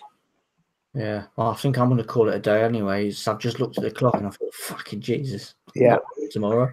Got to head off as well because I've got to do my younger brother tuna, pasta, and mayonnaise for his packed lunch tomorrow. And I really can't be asked staying up much longer, to be honest. That's proper commitment, mate, there. Oh, yeah, definitely. That's proper commitment. Man of the year, me. Well, been a pleasure, as always, dude. Craig, I'm going to shoot off, mate. It's been a pleasure chatting with you, buddy. Yeah, Craig, I'm going to head off as well, bud. It's a little bit late. Even though I'm off tomorrow, I've just been drinking way too much this past couple of weeks. In the mirror. Turn around.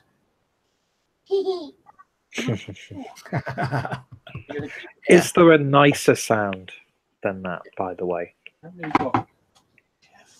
We just had my stepdad's granddaughter stay with us yesterday. Now, it's too late now. And it was just, I don't know, you get so paranoid. Obviously, this is me talking as a non-parent. Yeah.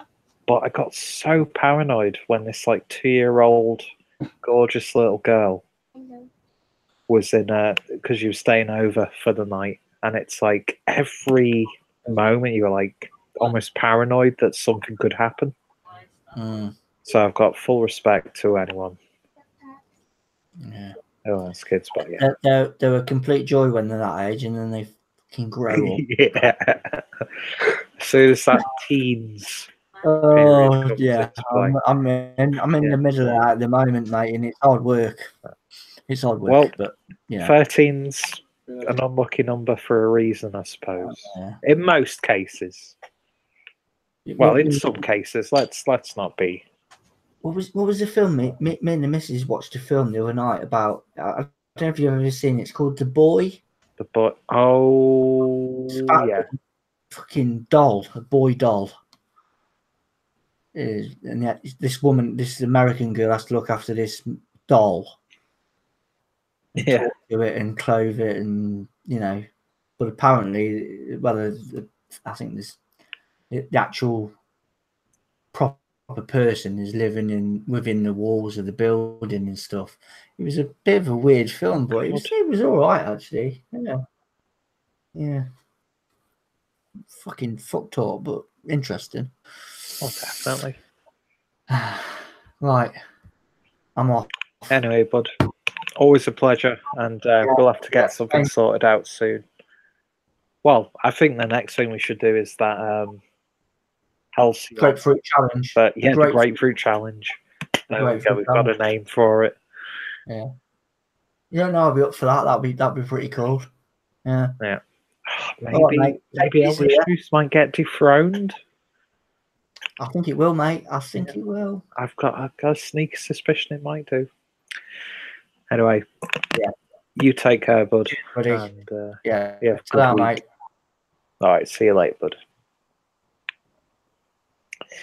So, I'm going to be heading off myself soon as well.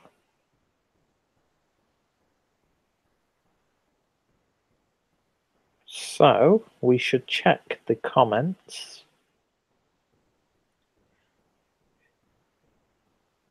As we got a little bit sentimental there at the end. But yeah, seriously, is there anything better?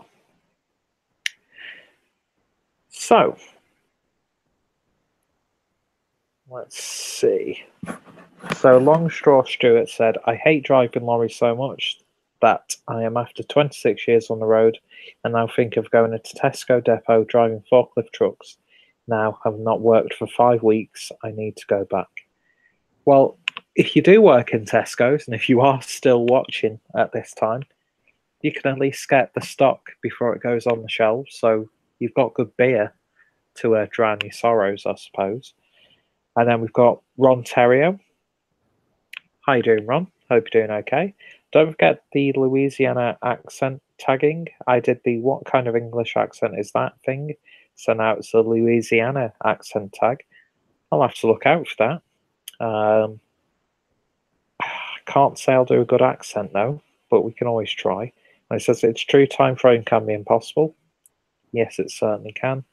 And sadly, it ain't going to be true Mick Ultra, but rather the 3.5% Mimic. I see. I'll have to actually, in fact, I'm going to have a look now just to see what version we get.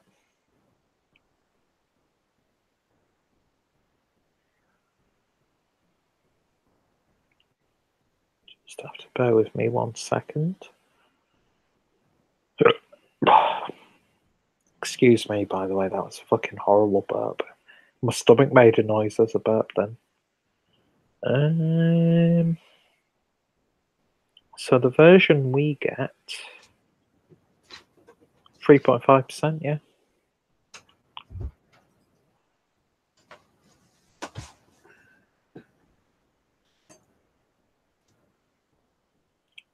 Yeah.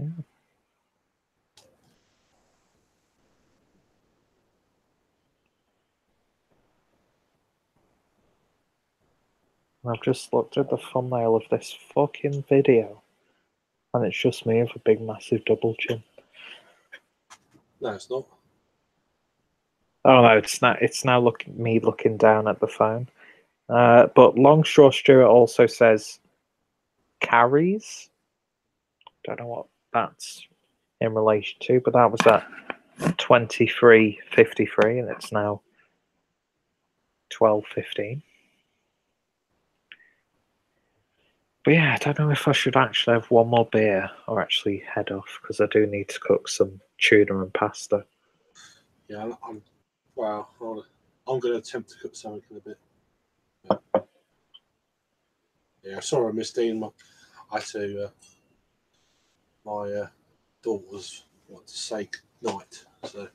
Oh, yeah, we could hear her actually. Yeah, I tried to cut it all off, like. Well, yeah, definitely, but okay. But yeah, I was just actually saying to Dean.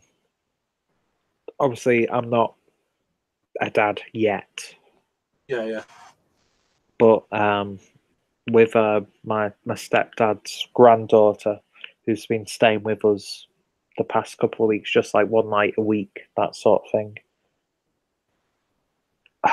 It's just so nice to hear like a child laughing.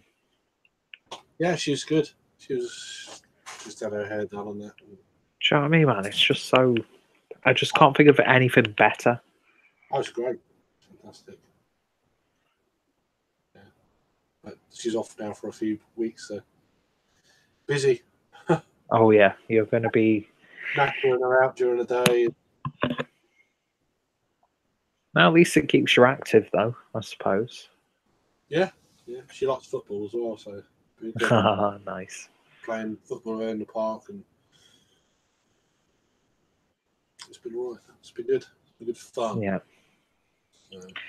But yeah, I realised that I'd probably be a really good dad, but also a really bad dad, because when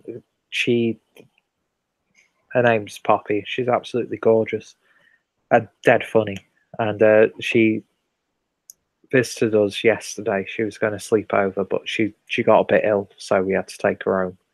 But within 10 minutes of being in here, because we've got like in our living room, we've got this little sort of like cabinet, which we put all of our toys in.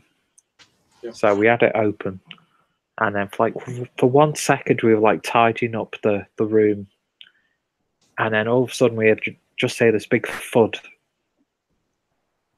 and then we see that she's like stood by this cabinet, like crying. Yep. So I was like, oh no, it must have closed and she wants to get her toys. But when I went over there, the thing had like slammed down on her thumb. Yeah. So her thumb was trapped, and I've got to say that's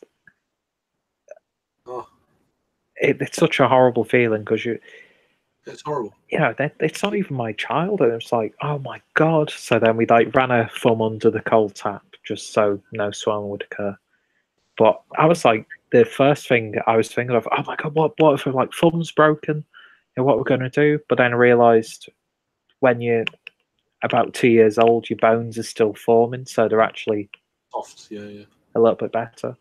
Yeah. But yeah, I just for the rest of the day, the only image that I could get in my head is seeing her with this like cabinet slammed down on her thumb.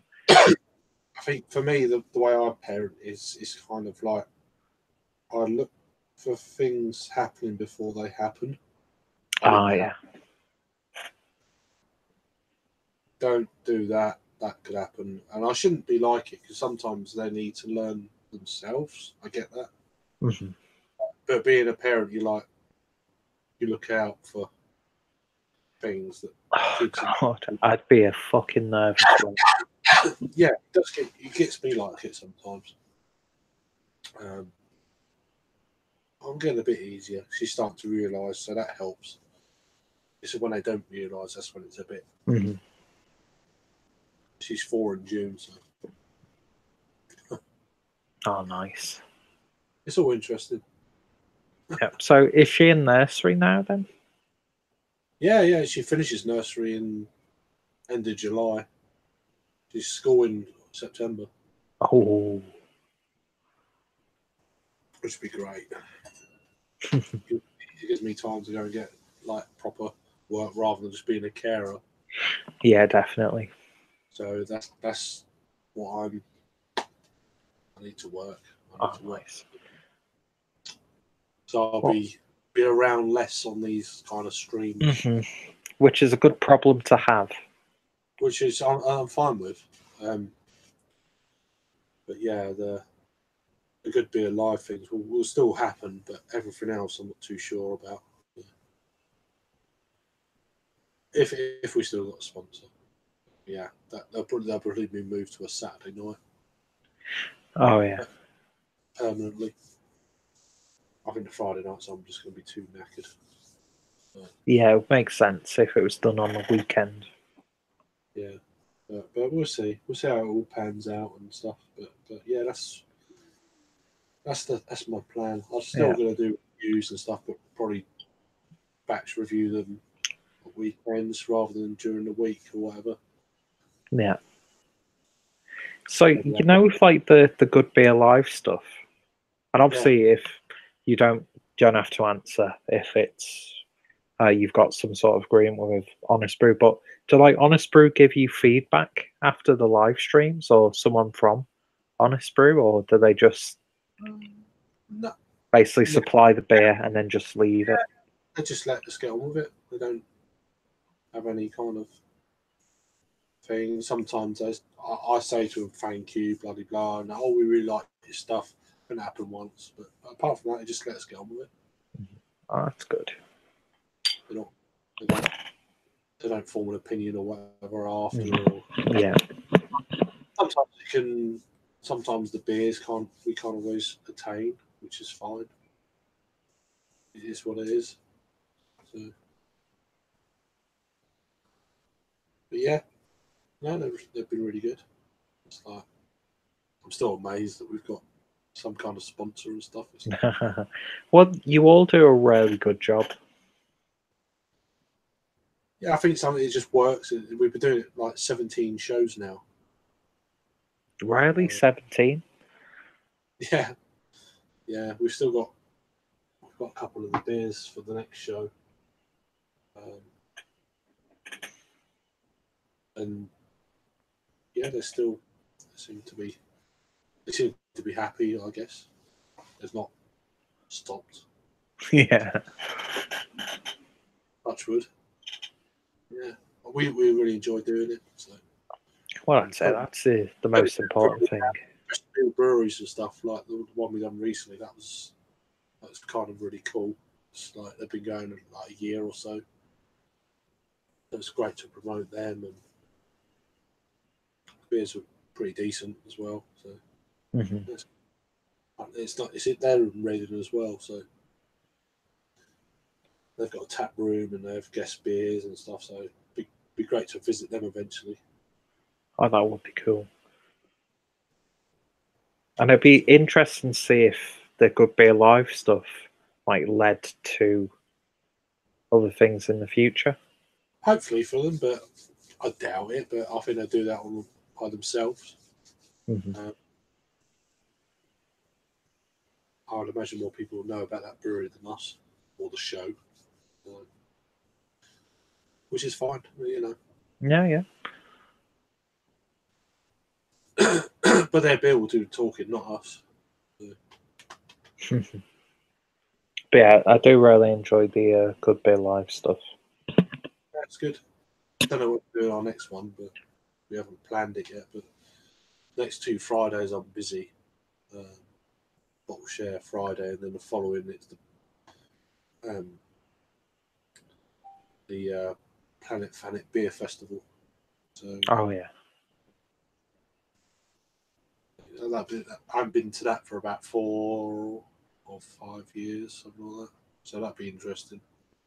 Some nice beers. I did want to go to Hop City, but yeah, the Birmingham thing torpedoed that. So, yeah. I wanted to do the fringe events. That's what I was really wanting to do. So that was the one thing I really wanted to do. There you go. Yeah. Well, I'd say you're always going to get good beer 365 days of the year, as it stands. Yeah, but I'm going to do some more festivals this year, that's for sure. Yeah. I just want to do it. Now I'm 40 and shit. Oh, definitely. Yeah, I'd like to be a bit more active in that sort of stuff. Yeah, I enjoy beer festivals. I think they're great. I'm doing the London Craft Beer Fest. I'm looking forward to that. Yeah, that's going to be a good one. Yeah, they've got some good breweries lined up. They've got the one locally is looking really good. The Generation Craft or Craft Generation, I can't remember what it is. They've got a lot of kind of like one. Neil Raps are going to be there, and Unity, and some really interesting breweries, you know. Yeah, some of these like interesting breweries are like on the outside looking in, but deserve a hell of a lot more credit. Yeah, respect that they. Yeah. So that'd be good. It's only down the road, like 20 minutes on a train. So it's like, there you go. Perfect. Yeah. So you can get a little bit more carried away than usual. Yeah. I'm thinking of going and possibly camping there for a night. Camping? Yeah. I don't know where yet. I was going to say, where could you camp? In the centre of London? It's not London, it's Deal. Oh, yeah, it's... Yeah. Oh, the London Craft Beer Fest, obviously, is London, but it's going to be, So I might just camp on the beach, something like that. I don't know. Oh, that sounds glorious. Yeah. We'll see how it goes, see what the weather's like nearer the time and blah, blah, blah. It's in August. So. Well, yeah. It's after. I think it's before Craft Beer Fest, London Craft Beer Fest. So or it might be after. I don't know. I think it might be after. It's around the same month. Yeah. So let's see how it goes. But yeah, I'm looking forward to them too. Maybe do Indie Man. I think that's the one I really want to do. Yeah, Indie Man's got to be a must. The only thing with Indie Man is it's the accommodation. Yeah, yeah, I know. But Jake, if we can get like a Jake wants to do it, so yeah, I'm sure we can find like a 4-room apartment sort of deal. Yeah. Or find like 2 mid-size like hotel rooms like we did for Birmingham, and then just split the cost or something like that. Just looking at some of the comments. Yeah. Or you could even do one of the hostels. Yeah, I don't know how that would work with like 12 people. You come in pissed up and you're snoring like a fucker, and I don't know. Why not? See, hostels I can do if there are other people I know there. Yeah. But mind you, could you imagine like our small group stinking out a full like bedroom? You get what you pay for. Yeah. So you basically, they'd be paying for methane that we'd be producing. Yeah. I don't know. Come on. To be honest, as long as I get a bed and I can sleep. I just want to get to sleep first, and then I don't care after that. It's kind of that's on you. Yeah. Very true. But yeah, I don't like these mixed dorms. It's like not really. Not when you've been drinking and stuff. It's like, it's just not fair. It's just not. Even if they paid 12 quid a bed, it doesn't matter. It's just still a bit.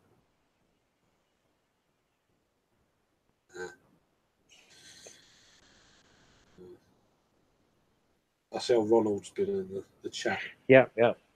Read those. I didn't realise there was a Louisiana accent challenge going around. Right, you made it up earlier. He done an impression earlier. I watched one of his things, and I mentioned he done one of these English accents, and I didn't know what it was, to be honest with you. But, I still need to do that fucking 5 non-beer facts video. I'm not doing it. I've already said to Joe. I said, sorry, no. How come? I just don't like that kind of. I've done a few of these variants before, but I'm kind of a private person. Fair dues, yeah. So it's like, if you know me, you know me. Yeah, if you know me, you know already. So, or I'll be if people want to ask me, I'll tell them. Mm-hmm. Doing it as a video for people I don't know and stuff. Nah, sorry. I don't know. I just don't like. I don't like that kind of attention. That makes sense. Or making a video about it. It's the way I am. Completely fair enough. Yeah, I don't know. Just I like to keep that privacy there. But then if I know you well, I'll tell you anyway. So it doesn't, But yeah, just put it out there. It's like, nah, it's not. It's just not me. Yeah, that's completely understandable, man. I said to Joe straight away. I said, "Look, mate, I'm not doing it. It's not." Yeah, say no more. But yeah, I can't even think of 5 interesting things about me that people might not already on. Yeah, there is that as well. It's just like I lived in Germany for 4 years, even though you can clearly see that in the early stages of a Kalula Stringer channel. But I don't know. I'm just not that interested in that sort of way. Yeah, I just it's just coming across as interesting to other people sometimes. Yeah, exactly. I'm as dull as you can get. I'm just simple. I'm just not, and I don't like talking about myself anyway. So it's kind of like true. Yeah, I don't like that. Just you could waste your time more on other things rather than me talking about myself. That's the, you know. I'm completely in agreement with you on that. I just don't. About me, of course, not about you, but yeah. I just can't. I don't want to waste your time. Yeah. It's bad enough people waste the time watching me fucking review beers. Exactly that. And it's like talking about me. Nah, I'm doing you a favour. Yeah. You know. It's like, trust me. Yeah, you just. No. But yeah. I'll probably still do it. Yeah, well, that's fair enough. But, and combine it with that challenge that Niche gave me. So what's that? I don't know. To paint my eyebrows because of how pale my eyebrows are. And apparently I get free beer. So it's like, if you're willing to send me free beer from Portland, that's right, isn't it? Uncle Peter's going to paint his eyebrows. Don't know why I refer to myself as Uncle Peter then, but we shall just ignore that. Yeah. And actually, on that note, I'm going to end this live stream here. Yeah. Big thank you to anyone who's made it to this point. And a massive thank you to Dean as well for joining us, and everyone who's left a comment, and anyone who will leave a comment after the video has gone live. It's good to see Dean on the same. Yeah, that was really good to have you and Dean on the chat. Really enjoyed that. It's because he's a great guy. Yeah, it's nice to be, because I remember when we first started doing all this, he was like, nah. Yeah, it's good. Yeah, definitely good. One of my favourite people in this wonderful community. Oh, he's cracking. Yeah. So yeah, thank you guys for watching. Hope you had some nice beers as you watched. And yeah, look out for our grapefruit face-off in the future. So yeah, thank you guys for watching. I shall hopefully see you all later. Cheers. See you later.